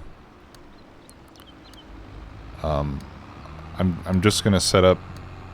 I'm going to set up two-way routes on all of the roads, and then to all the points of interest, I'll set up, you know, one-way loops that branch off of it, you know, to go to the load points and unload points and all that sort of thing. So, you know, kind of like we would do with a Factorio rail network, where we would have, you know, a main line and then various smaller paths shooting off of it. So this is like the main line right here.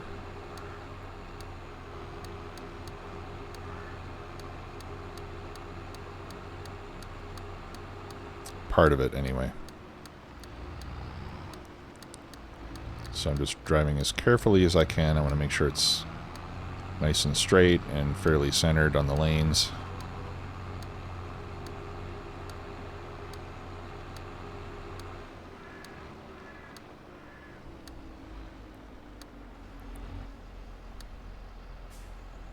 Okay. And then we'll stop there. And then from here, I'll set up a one-way course that loops around here in front of the garage. We'll set a waypoint. Farm, shed.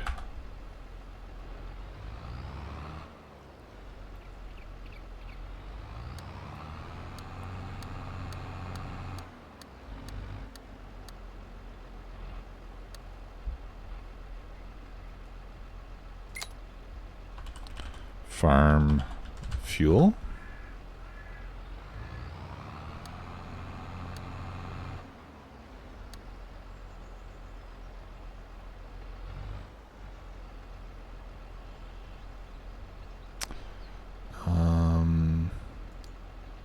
Here, let's stop because I really want there to be a point right here. 1 second here.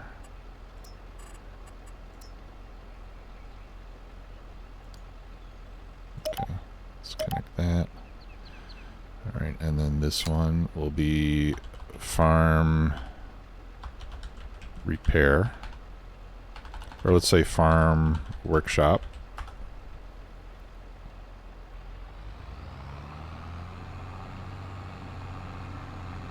Whoops. Forgot to start recording again.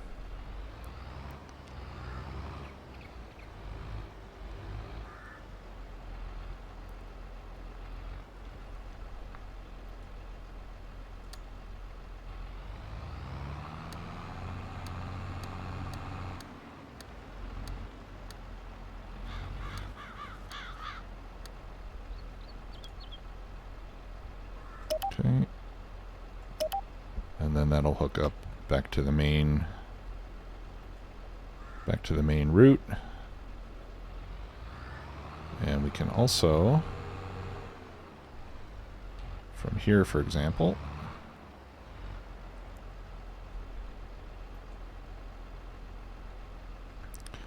let's put a point right there.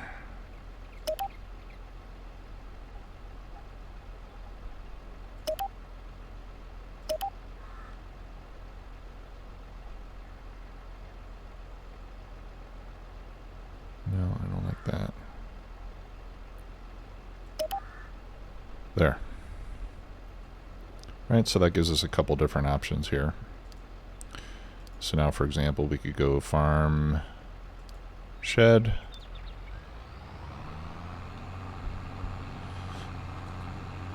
And that'll drop us off. Oh yeah, you know what? The case probably is full by now. Let's go unload it. Poor guy's been sitting there forever.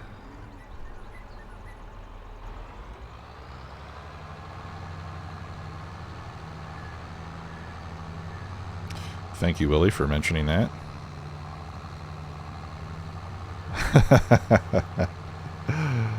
That's funny, K-Mac. You know, and now I'm going to get run over. I'm going to get run over by my own tractors.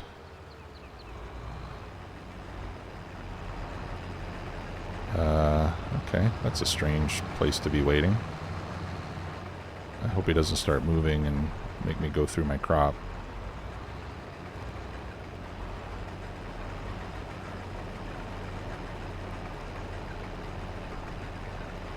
Okay, good. Yeah, I think once it gets completely full, it'll wait to empty before it continues.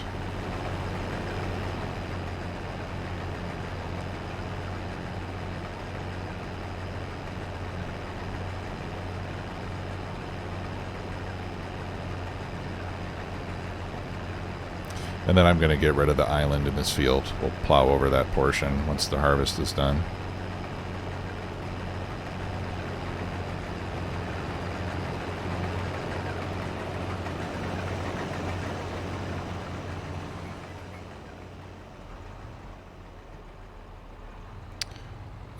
looks like we've got weeds growing here. Fortunately, I know how we can deal with that. Well, we'll do that later. Let's get the sugar beets taken care of first, and then we'll deal with weeds on the other fields.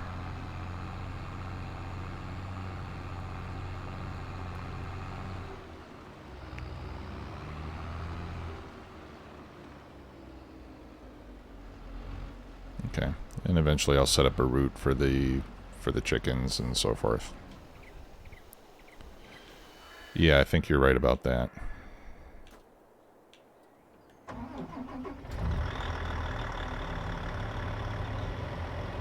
Does this thing have a trailer hitch?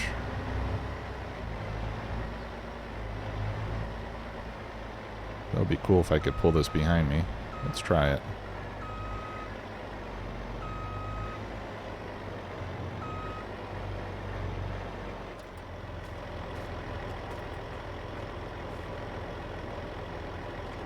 Well, I didn't back it up very well.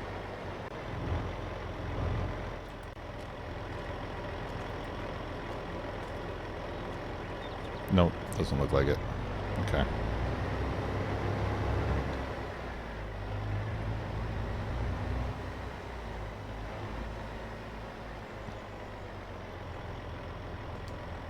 Okay, so let's send that to the shed.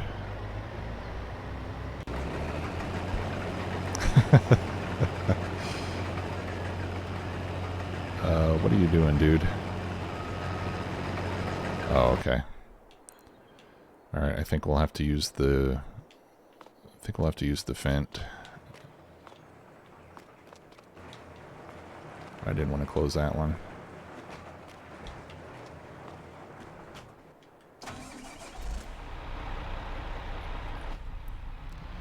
Alright, let's see if we can get down this lane before that sugar beet harvester gets here.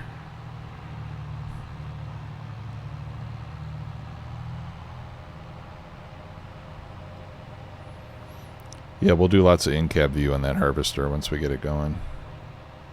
Definitely want to enjoy that experience.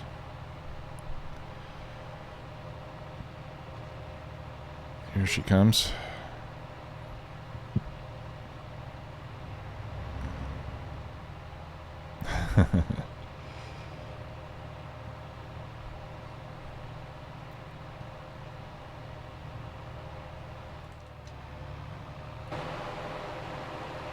And then we'll set up a little loop here at the shop, since we're coming this way. I think back and forth between the farm and the shop is the most important part of this.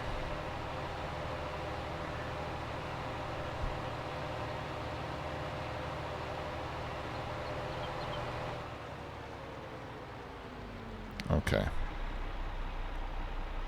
So from here, we'll want to go over our 2 tip points.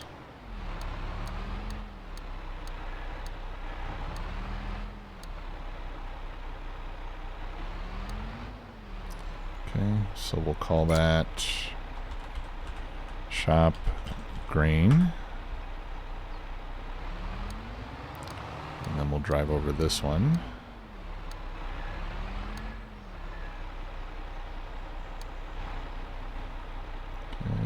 We'll call that shop produce.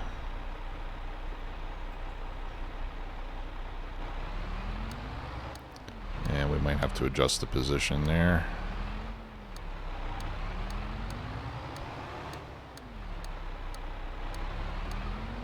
And then we'll come down here and turn around. I'm not going to bother with the fuel point here since I can buy fuel at my farm. But we'll just loop this back.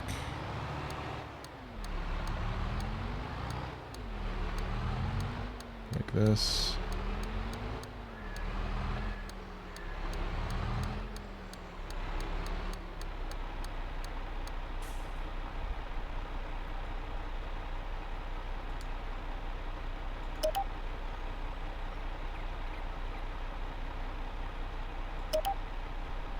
There. And then one other thing I want to do.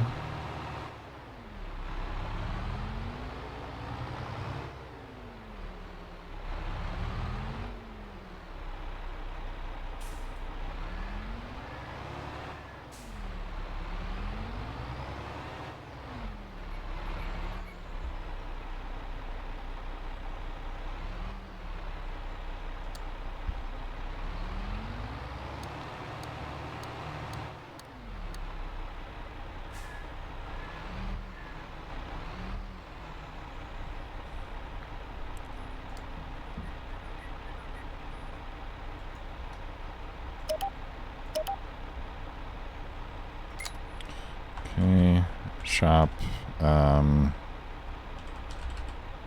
sell.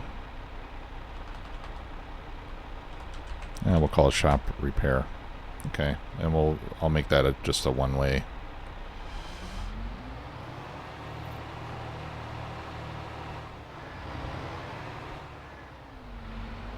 Okay, so let's hide all that.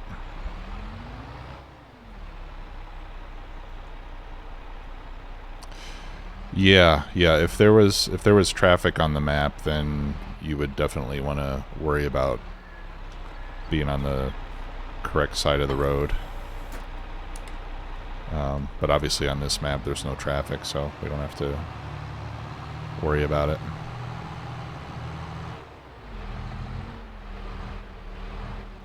Okay. Now we'll send him back to the farm as well. And we'll get in the harvester and get that started. Oh, okay. I guess he couldn't make the turn.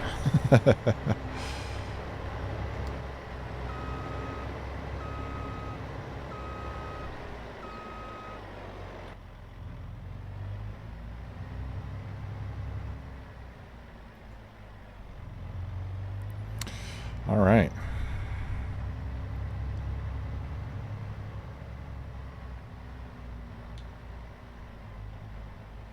So here's what I'm going to do. I'm going to set up a... Do I want to do this with course play? I think I do. Yeah, let's do that. That way we can get some other stuff done while this is working.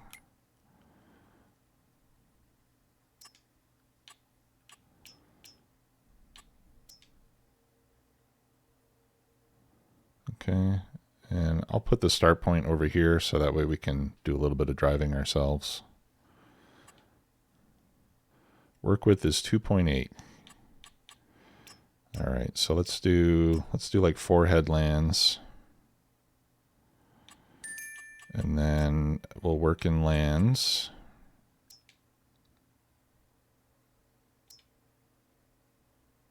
Okay.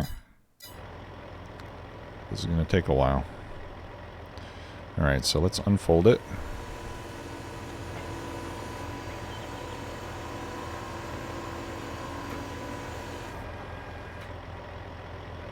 That's amazing. Take a look in cab.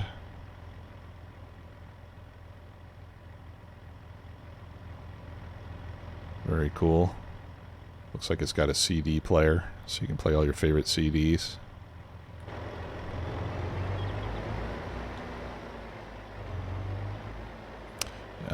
Yeah, that's a good point. Maybe we need more headlands. Okay. Yeah, let's do this again.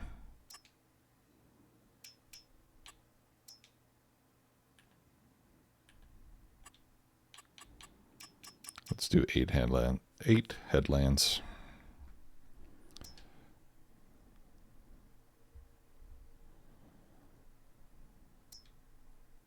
Okay.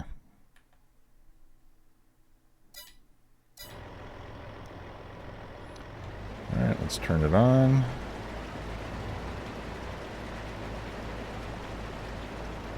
Lower the topper. And then we just drive around like this, I guess.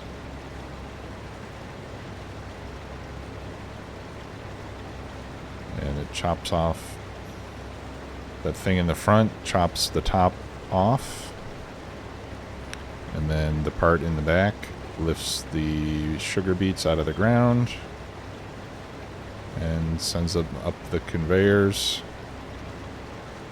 The conveyors are all made out of grates so that the soil can fall out.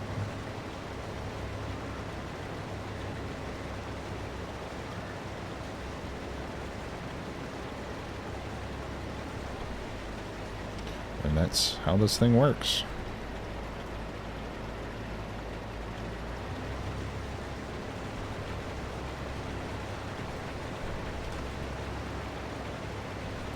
Alright, let's get a closer look at it.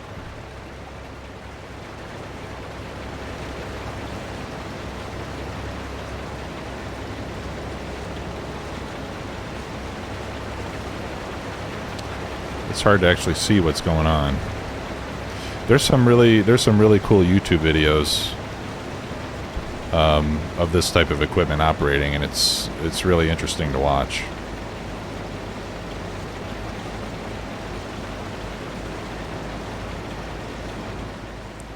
You know, so it cuts off the vegetation, and then it's got like these tracks that actually kind of go into the soil and lift the sugar beet right out. And then, like I said, it goes through this, like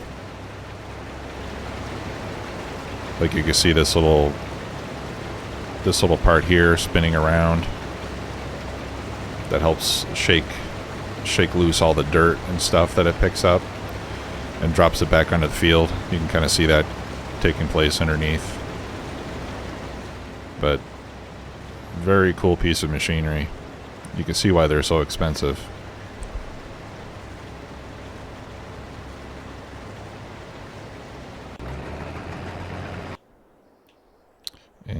Mr. Soybeans is waiting for us again. You pickle 75 to 100 pounds of sugar beets.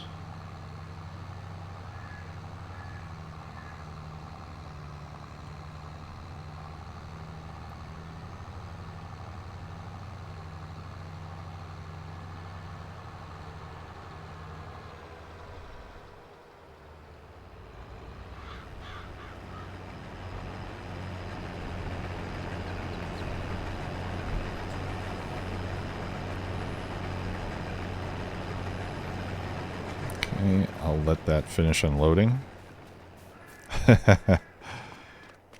Yeah, I do like pickled beets, the red beets. I don't think I've ever had pickled sugar beets. Let's see, unfold auger wagon. Oh, and it's raining. Great.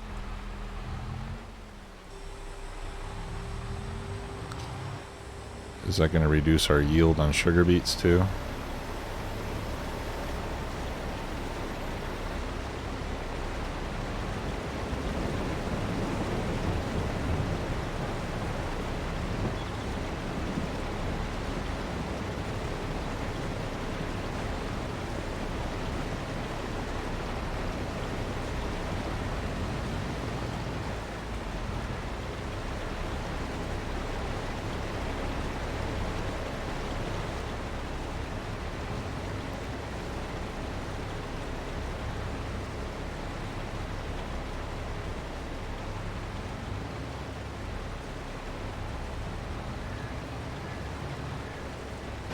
All right.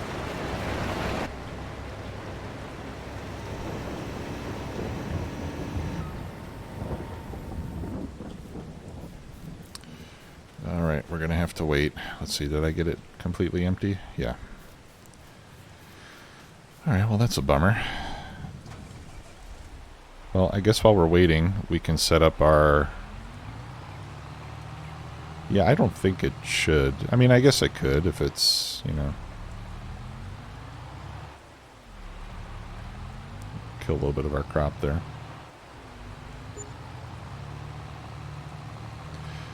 I guess we could use the opportunity to set up our sugar beet chopper.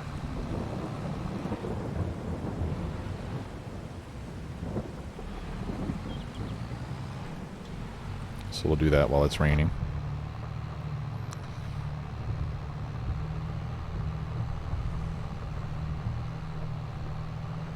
Yeah, and I think we'll put it. I think we'll just put it right next to the sugar mill.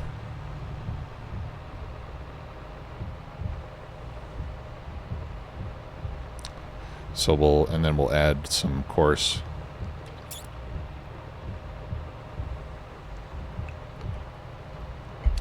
We'll add an AutoDrive path down the mill road.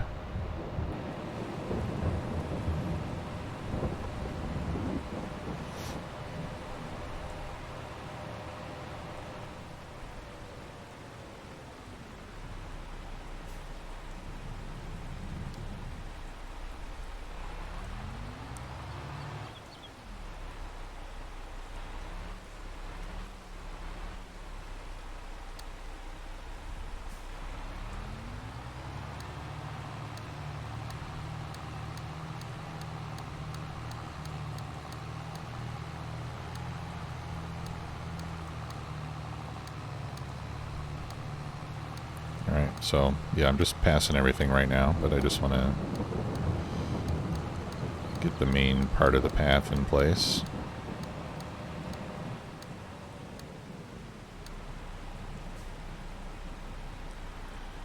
Okay, so we'll bring it down to here. And then I'll just put in a turnaround loop for now.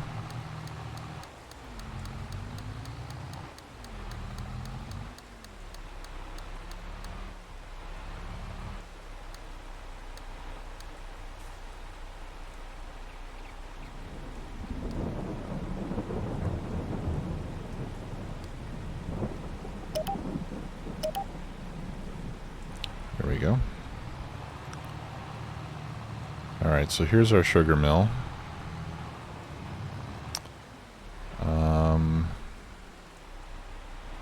Yeah, you know, I think I will put the crusher over here where the lime stuff is.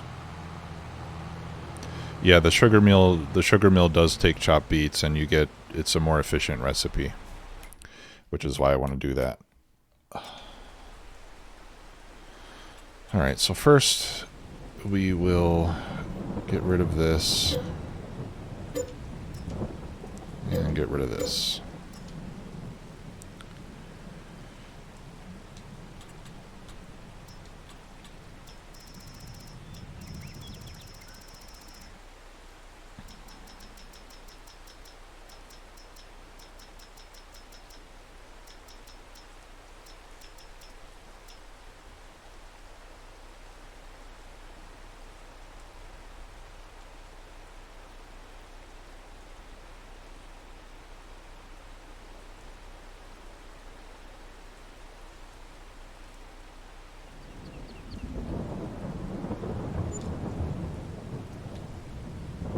Okay.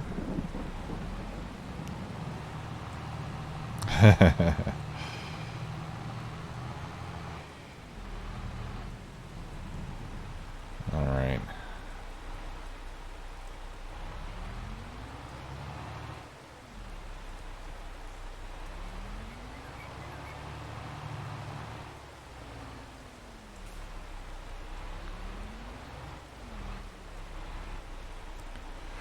Nope.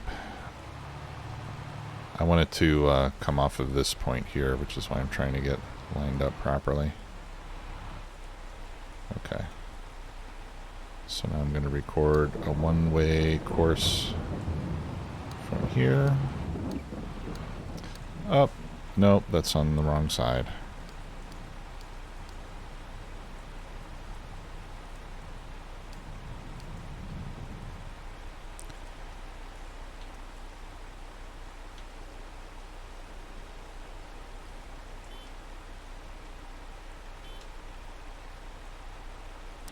Alright, how the hell do I unfold this thing again?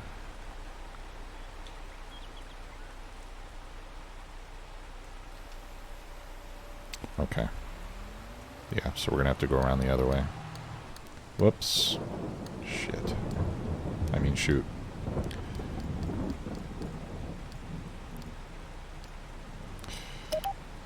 Sorry. Mark your calendars. Yeah. Don't hear that often.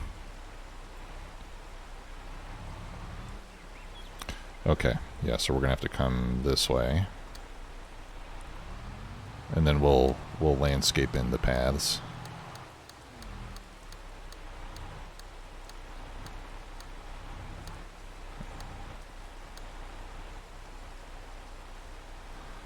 All right. Let's go one more. There we go. And we'll call that Sugarbeet chopper. And I think that can be used to load and unload, I hope. Yeah, we're a little too close. So let's move these points out a bit.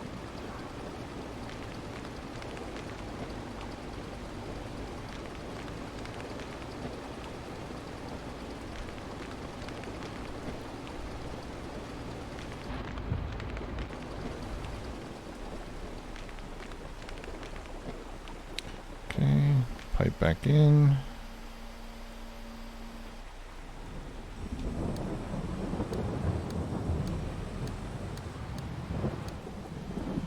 And then in this case, we would be going back in this direction, right? Well, we'll probably be going in both directions, depending.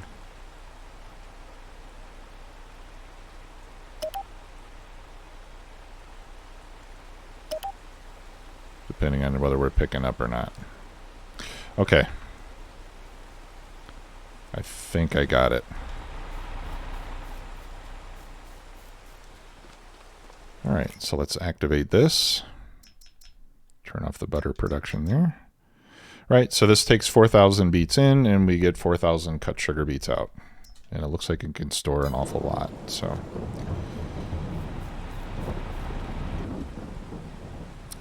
Okay, and then we'll send you back to the farm.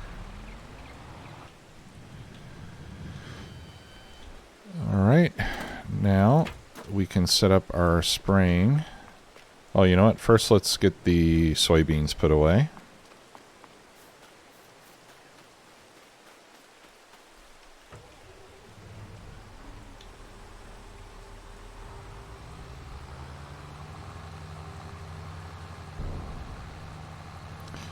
And then we'll get the case sold. Oh, you know what? That's a good question. I don't know if it has a distribute mode. Ah, yeah. I think it will go to the sugar mill. Okay, so let's turn that on.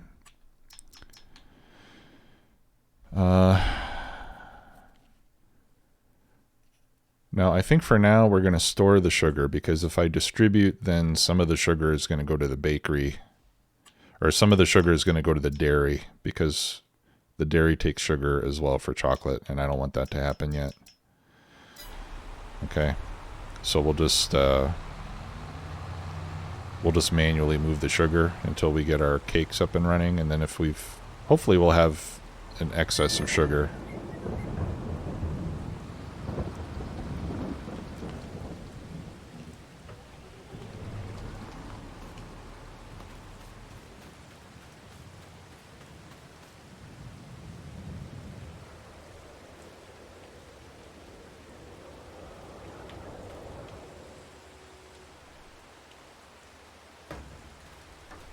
That's what I was trying to do. Okay.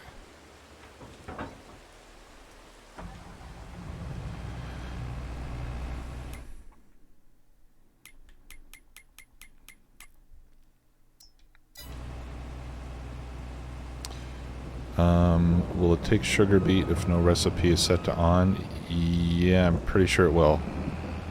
Yeah, it will. In fact, I saw that in my other game when I was using the warehouse. So I was dropping all my eggs off, and it was sending my eggs to the bakery,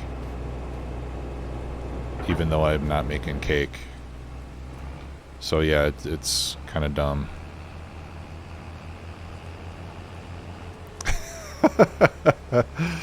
You really don't like this case, huh, Alex? course, this will lead to another John Deere X9. Okay, so I'm going to send this to shop repair. I don't know if it's going to make the turns properly, but we'll see. Yep, that case served us pretty well. Can't complain.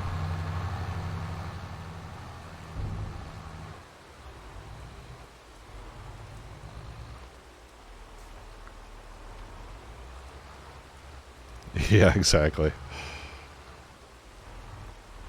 Well, we said we're not going to be political. Well, that's not political, though, is it? Complaining about some company that has bad policies for its customers. That's not politics, is it? I don't know. I don't know anymore. It seems like everything is politics these days. And just saying that is kind of political.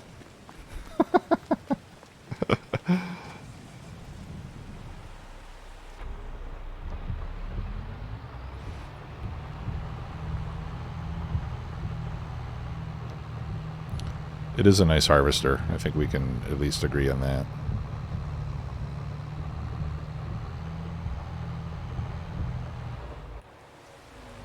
Yeah, controversial.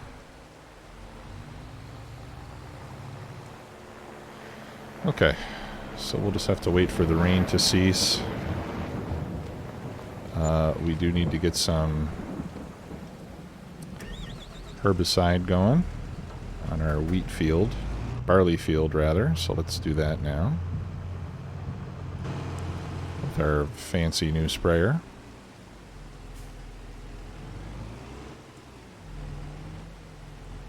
We'll take what we have in there, and then we'll fill up the rest of it from here. And thank goodness we have that liquid storage, so we can unload whatever we're not using and put in fertilizer if we want. Oh, is it there? Okay. Hang on. Hang on. We'll get to it.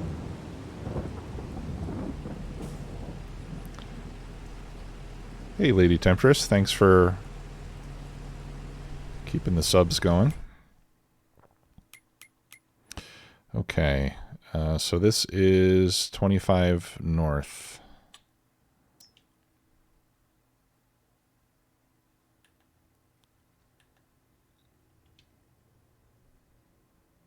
Whoops. Wrong option. Course play field work. That's what we want. Okay. Smooth corners. I think actually we need a sharp corner on this one. We'll do one headland. Hey, it's going well. Glad you can make it.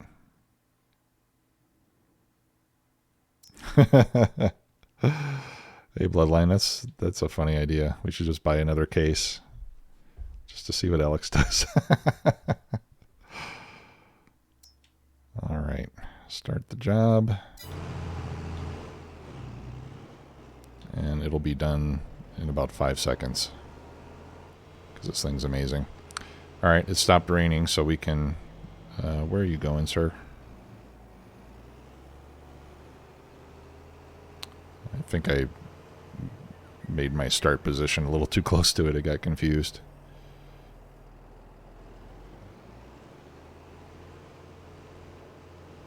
All right, get those weeds. Yeah, it's amazing. Has a really high working speed too, which is nice. I mean, on the Hardy sprayer, the mounted sprayer, I think it has a 12 kph working speed, and this one is 25. So it's, I mean, for big fields, this thing is unparalleled. Although it is missing a couple little spots. We'll overlook it. Okay, let's see if we can get this happy little fellow going again.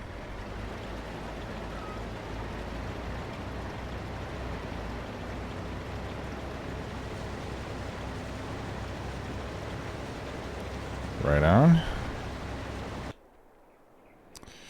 Okay. Gonna need you to pull forward a little bit more. Alright. Well, we got a lot of good work done with that thing. But it is time to, holy moly, repaint for 89,000. Sure, why not?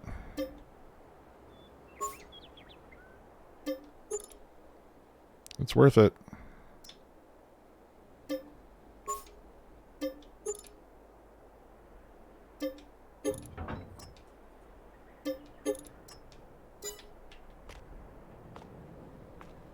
Oh, crap. My worker stopped because my money went negative for half a second.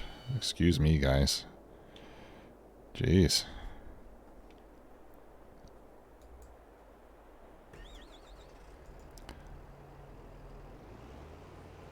Apparently all of my...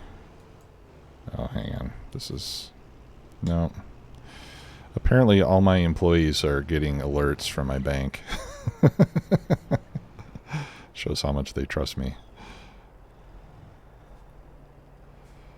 Okay, let's try again.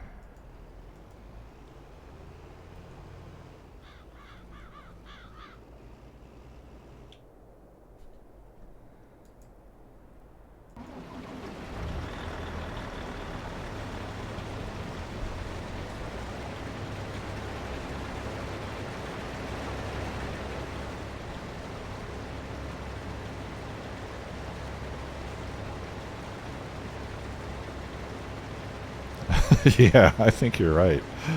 Doris. She really dislikes me. This thing is actually pretty amazing with tight corners. Look at that.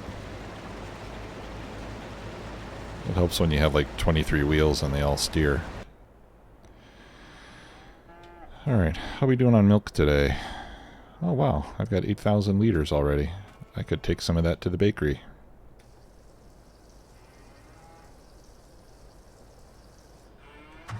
We might be able to start making cakes today.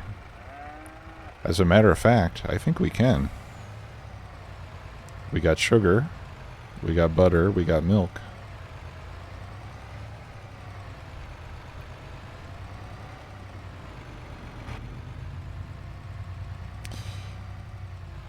Yeah, that's a good question, Bloodline.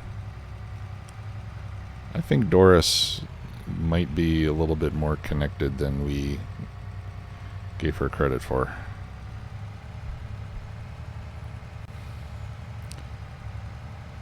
She was here in No Man's Land before I was, so.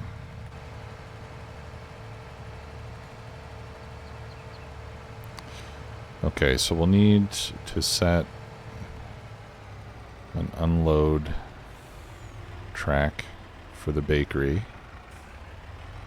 And this is going to be tricky because those pallets are right in the way.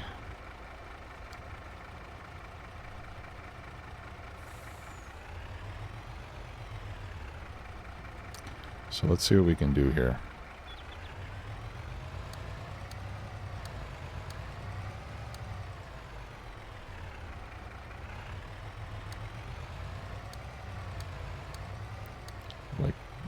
Like, can we unload if I go here?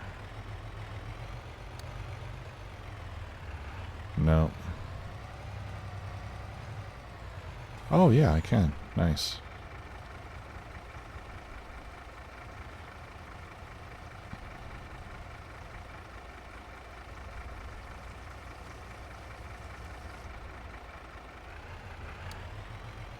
Okay, so we'll set that point to bakery unload.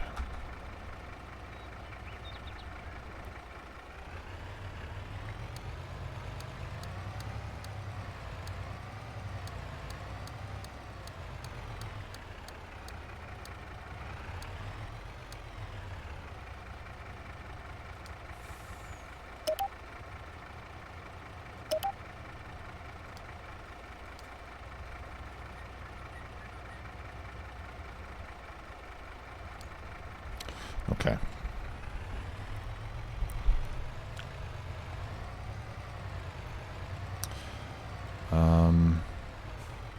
Oh, and sugar is being distributed, right? Oh no, sugar's not being distributed. Okay, so we'll have to set up a pickup for sugar, and that'll be with the flatbed.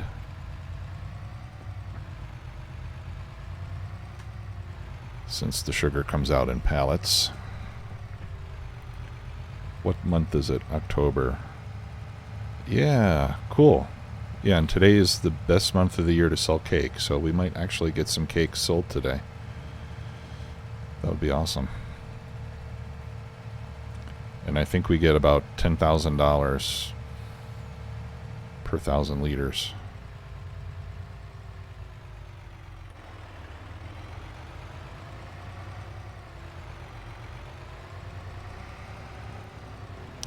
Okay. I really need to get this fella out of the way. That crazy vehicle that we're going to use like once every 3 years and cost $250,000.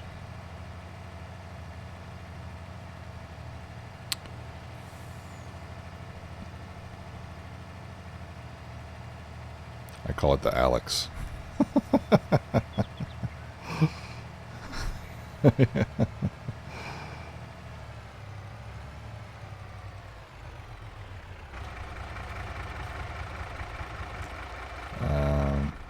Yeah, I don't think I need that right now. We need the T7. Okay, he's still going all right. There we go. So tell you what, I'll just send him down to the grain mill, and then we'll take it from there. Oh wait, I don't have a point for the grain mill, do I?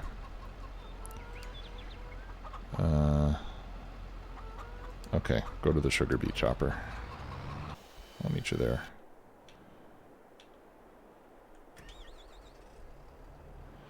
Alright, what else needs spraying?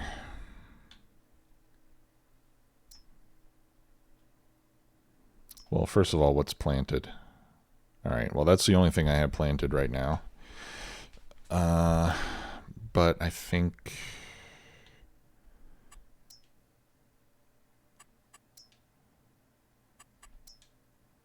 yeah, we need to fertilize this field as well. Okay, so we'll keep the same course loaded, and we'll just go swap out fertilizer or herbicide for fertilizer. Yep.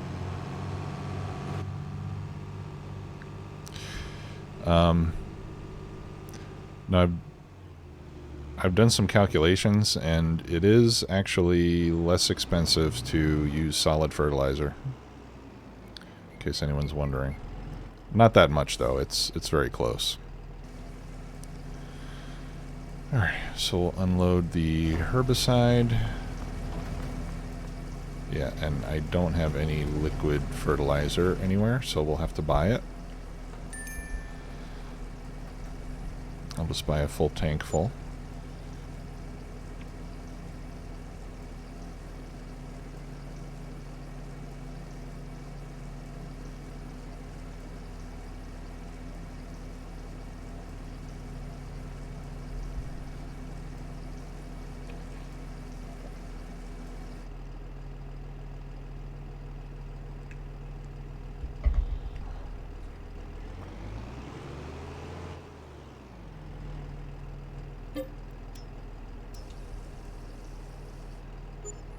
Wow, you can spend money fast with that thing.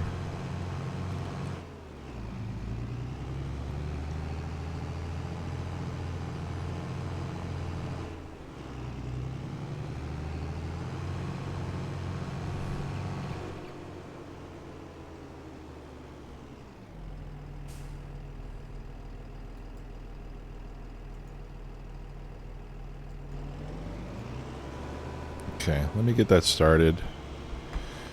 And I'm going to need to pause here for a second, guys. I'll be back in just a minute.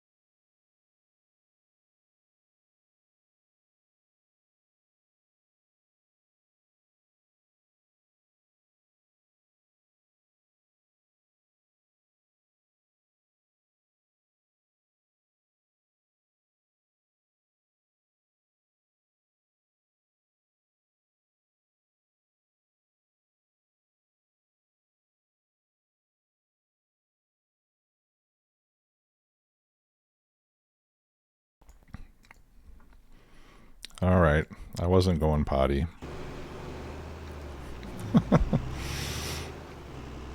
Whoa, wait a minute. I don't want that camera overlay on anymore. There we go. Yeah, sorry about that, guys. It's just that I haven't eaten anything today.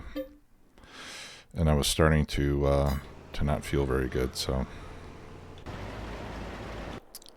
I had to go. I just went and grabbed a piece of bread, slapped some butter on it.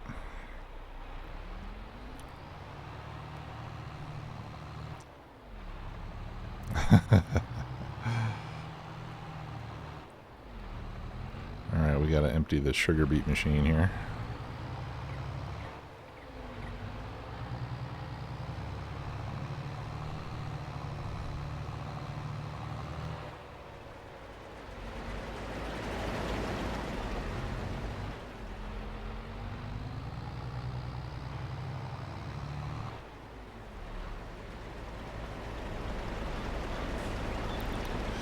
Yeah. Yep, gotta keep the blood sugar up. So, got a slice of wheat bread that ought to tide me over for a little while.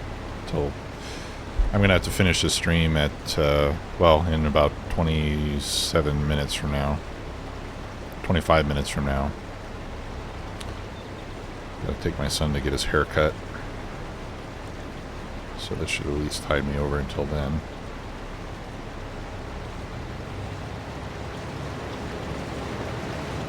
Okay, so let's see if my AutoDrive course is going to work properly for this.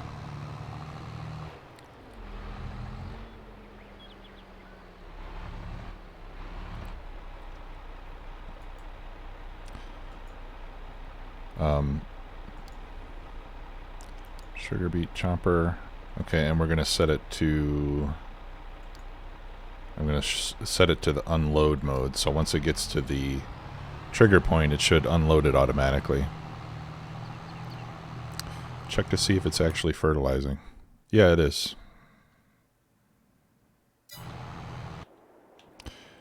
Alright, and we got to get the T7 out of the way. And let's go pick up some sugar pallets. And we'll set up a little loop for that as well.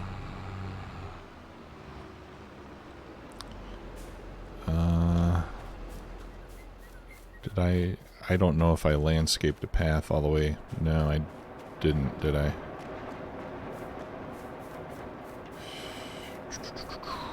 Alright, alright, let's do that real quick.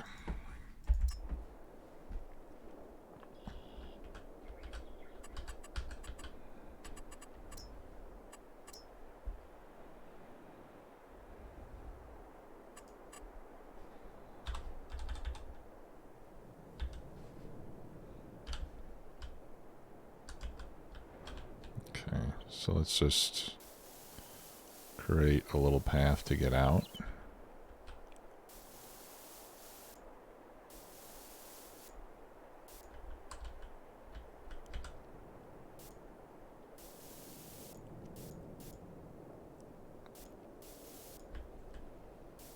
Yeah, we'll do that. Okay. What does 100 T-bucks get you? Yep. Not much. I'm sorry to say.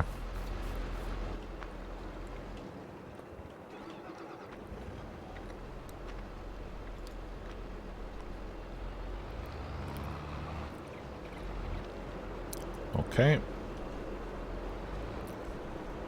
So, once again, we'll record a one-way path here.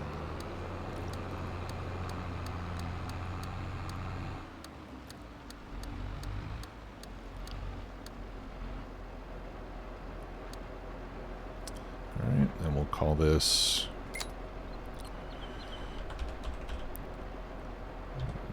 Sugar Mill load.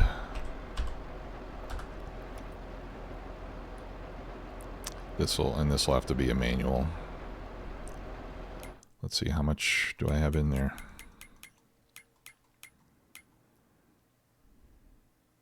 Okay, that's all we've got for now. So we can keep on driving.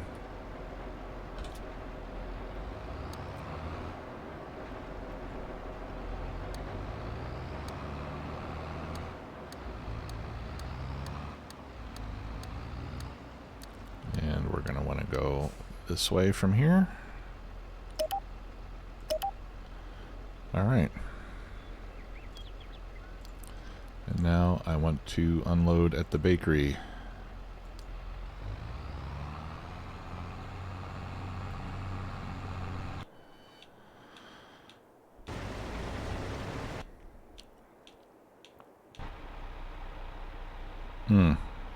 Okay. This one didn't quite make it. So we'll have to tweak that one.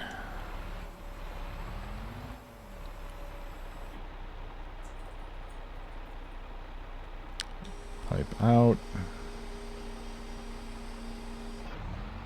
There we go.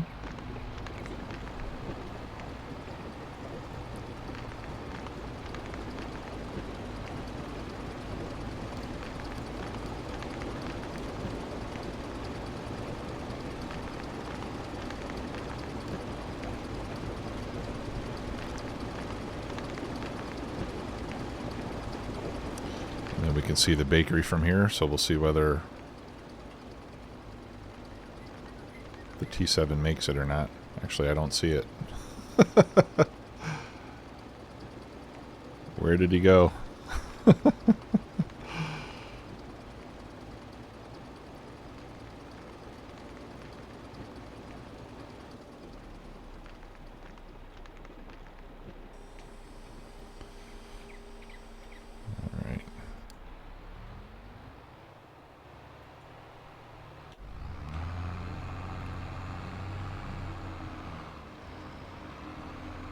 Okay, so apparently apparently I don't have a good loop set up since it decided to come all the way back to the farm. And now it's thinking about where to go.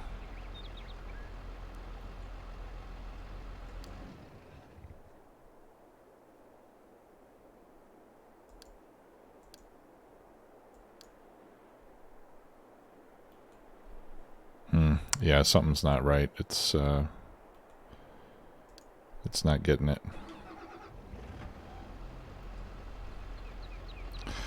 No, I don't think you have to use the I don't think you have to use the beet wagon necessarily.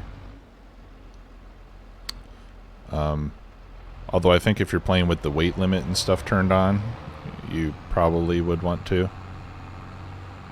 We turned off the weight limit a little while ago, so that's not really a problem for us now. Okay, so now it's going. We'll see how it goes.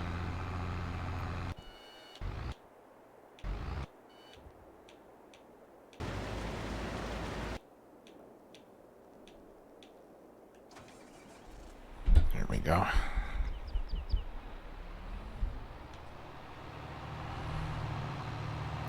But you know, I think this thing is set at the proper height and everything to work well with the conveyor on the machine, and like I said, it's probably got a good weight limit because the sugar beets are really heavy compared to other crops.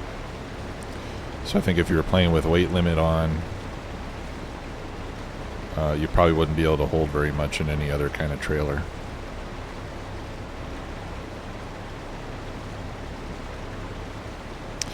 Oh, you know what? That could be it, maybe.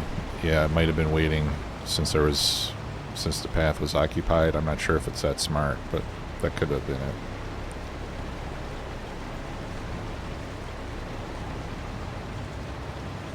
Jeez, this thing fills up fast. Okay.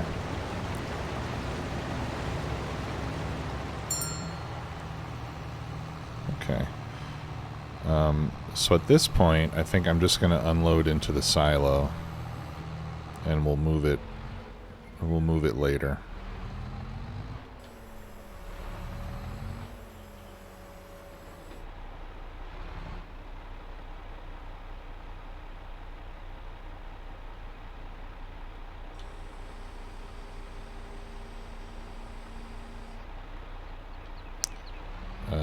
If it lets me unload. Oh yeah, it does. Okay. I'm making myself sick with all this. There we go.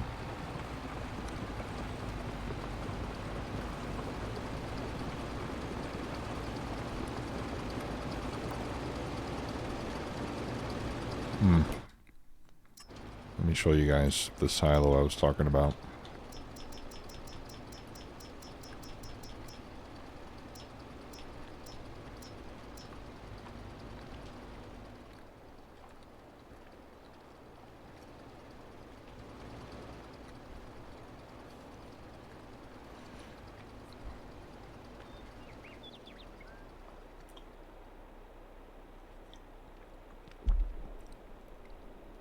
So that's an option for sugar beet storage.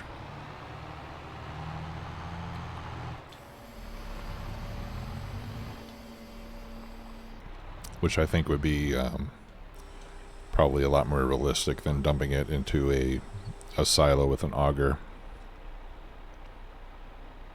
Are you kidding me? Man, Alex, do you guys know, is that a known bug? Do other people know about this? Or do you think that's just a bug, like with our particular instance of the game?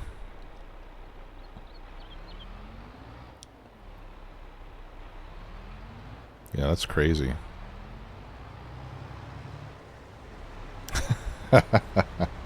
Yeah.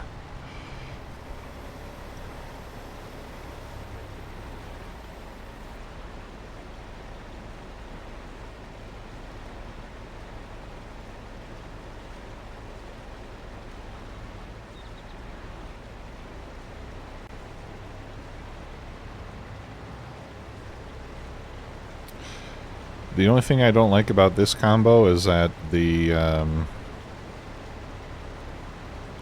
auger on this trailer is on the wrong side, you know?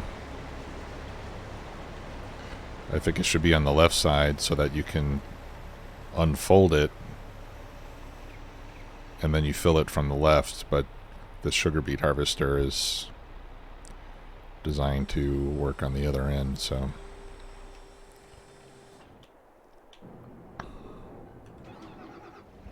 Okay, and we kind of overshot the mark here.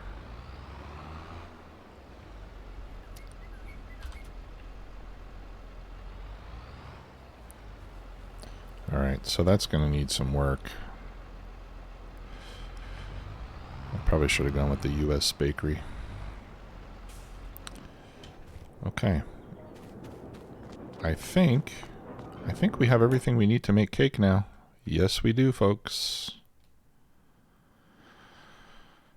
Yes, we do. We have flour, we have sugar, milk, eggs, butter, and strawberries. Bam. Time to make cake. How cool is that? A lot of work went into that.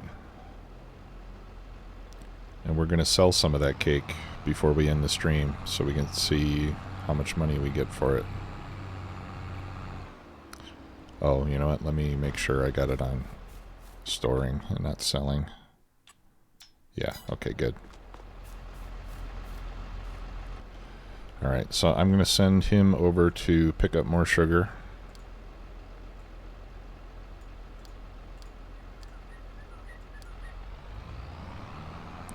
Since that's what we have the least of right now.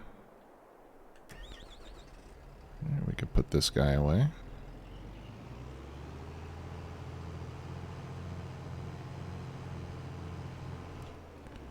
I think we won't need him again until the spring.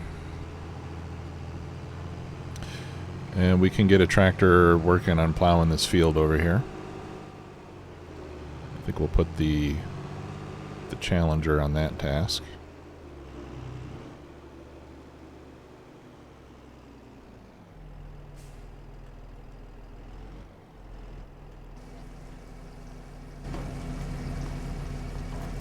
All right. So now we'll have herbicide and fertilizer stored in our tank here, and we can get whichever one we want as the needs arise.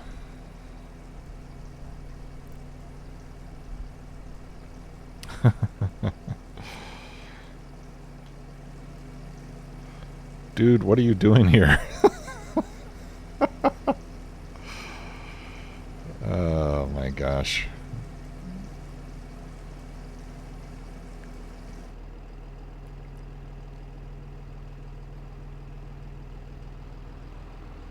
Take a wrong turn somewhere.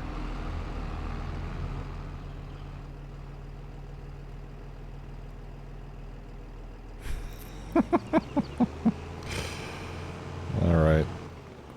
Yep, I'm going to have to work on the AutoDrive thing.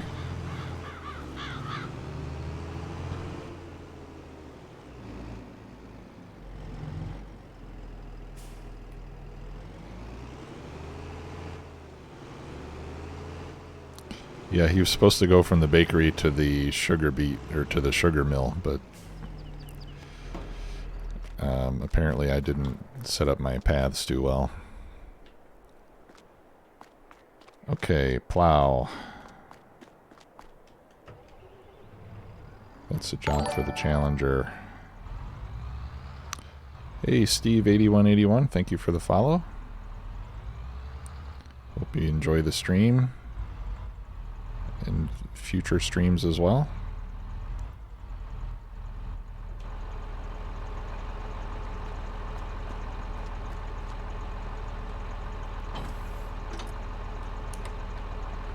Oh, and by the way, guys, I do have merch. Just opened my merch shop recently.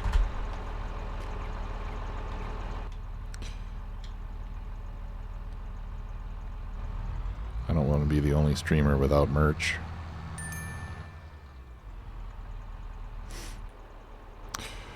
Okay. So here is what I'm going to do. What am I going to do?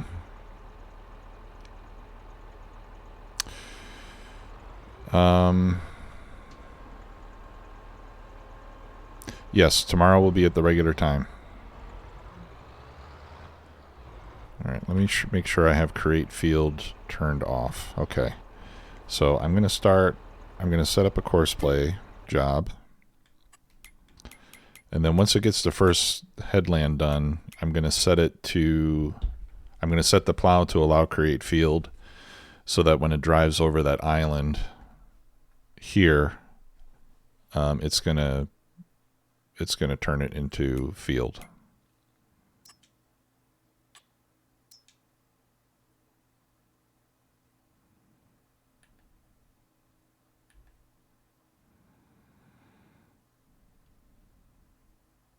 And it says start job.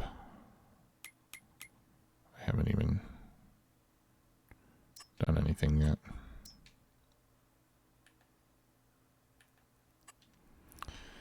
Okay, field center, up, down, headland corners. I want sharp. Let's do 2 headlands.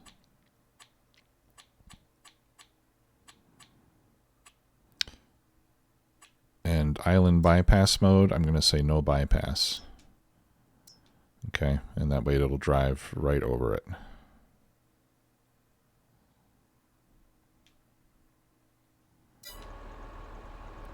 Okay. So I'm going to let it get around the field the first couple times just so it doesn't mess up the edges of my field. And then I'll stop it. Hold on. Didn't I turn off rocks? I thought we turned off rocks. I don't want rocks anymore.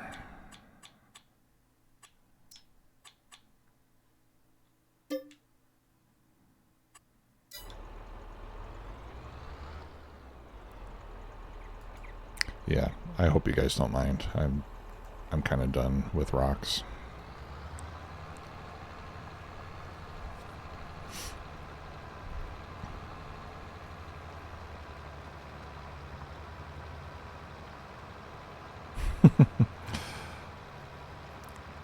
What in tarnation had I drawn in the field? Well, that used to be rocks and trees and stuff there, but I decided to get rid of them. Actually, I can get rid of this little thing, this little protrusion right there on this edge as well.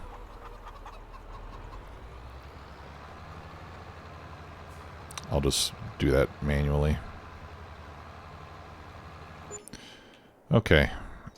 We probably need to unload the sugar beet harvester. So let's go do that.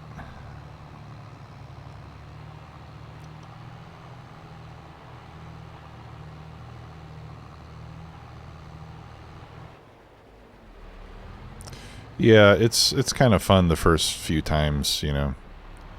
Like early in the game, it's like, hey, this is, you know, it's a new part of the game, and look, I can make lime for free, and but yeah, after a while, it's just a pain in the butt.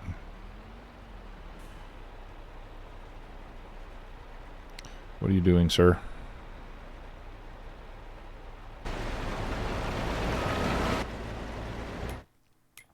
Let's take a look at the course that you're running here. Okay, yeah, we're doing the little narrow annoying part first. Okay, I'll just let it continue doing that. I don't want to watch it because it'll make me crazy. Let's get some more sugar.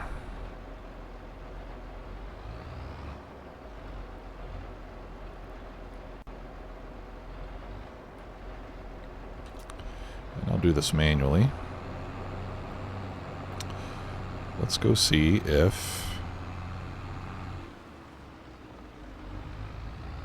Let's see if we have our first pallet of cakes done.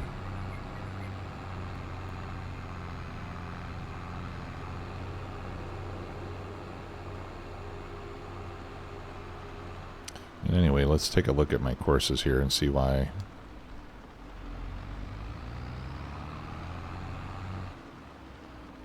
Okay. Yeah, I see the problem.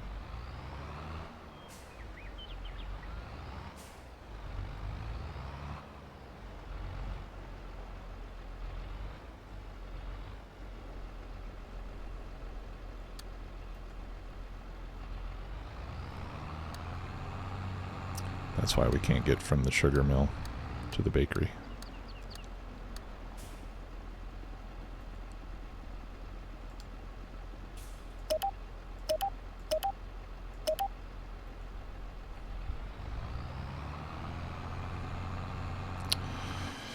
Yeah.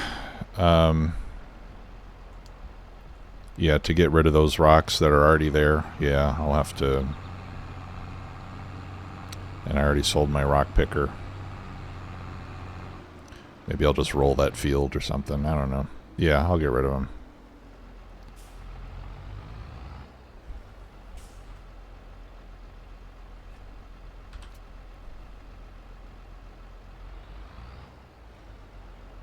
Ugh. Yeah, I really don't like where the unload point is here.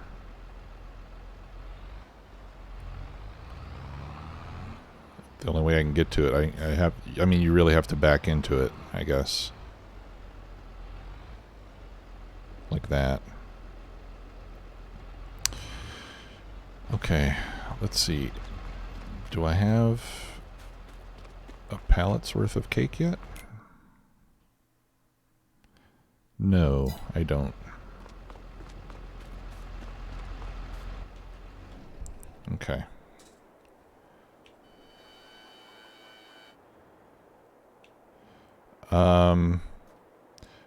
No, you can't change them in the game, K-Mac. I mean, you could... You'd have to create a mod if you wanted them to be in different places.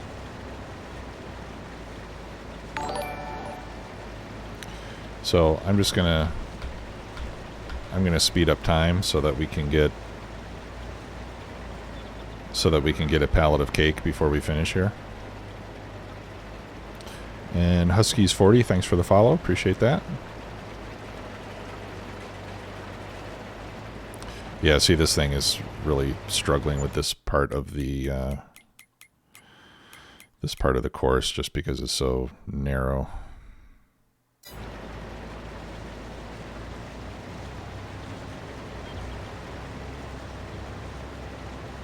So it's going to take some extra time to get through that, but then it'll get better as it works its way up the field.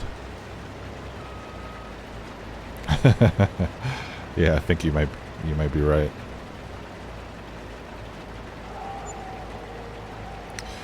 Yeah, if you leave the rocks in the field, supposedly it increases wear on your implements. Okay. All right, so now I'm going to stop it. And I'm going to click Allow Create Fields. And then we'll continue on. And it'll retain that setting when course play is on. Oh, let me slow time back down because I don't really like working at night.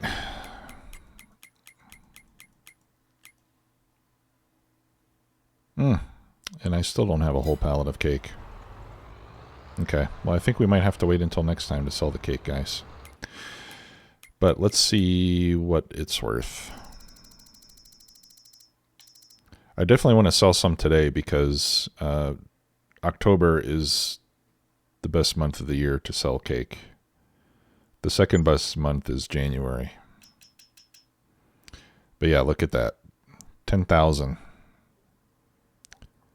per 1,000 liters of cake. So that's why cake is going to be a good moneymaker. Okay, so now we should see that when it runs over this part here, there we go. It turns into a nice fresh bit of field.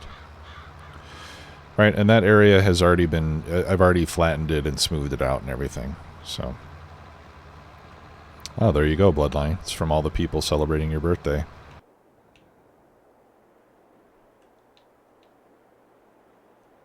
Oh, hey, while the lights are off, let me show you guys something cool. Because I don't think you all have seen my lighted 2-plex sign yet.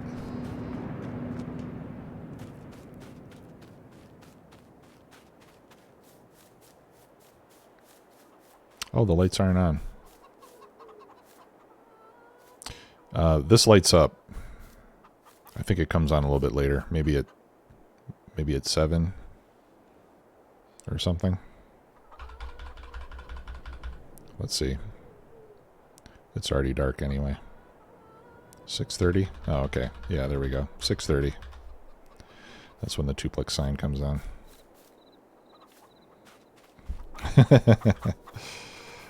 The lights are on, but nobody's home. Might need to get more spotlights out here. Okay, I think I can empty that guy out now.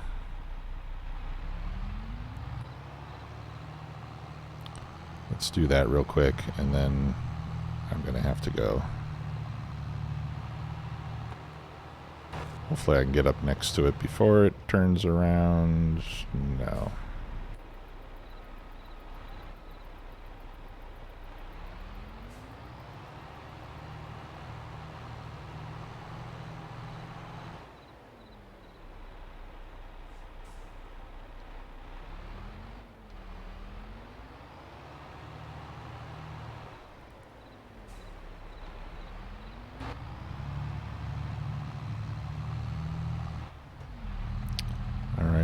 Drive through the crop a little bit. And there's not enough room for me to get next to it. Alright, well, I'll work on it.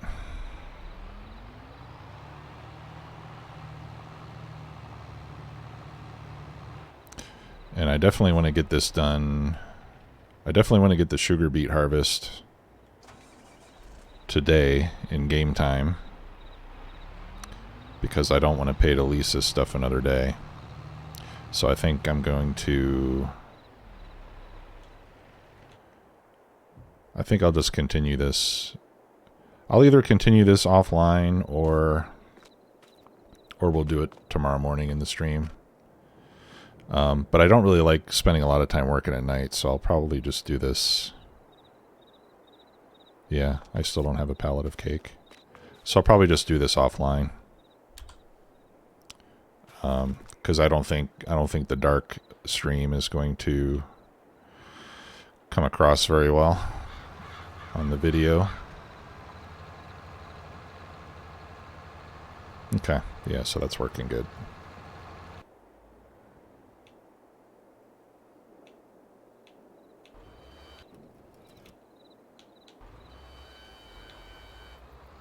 The running lights on the truck look pretty cool.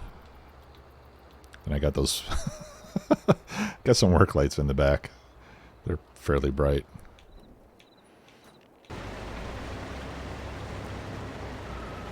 Okay.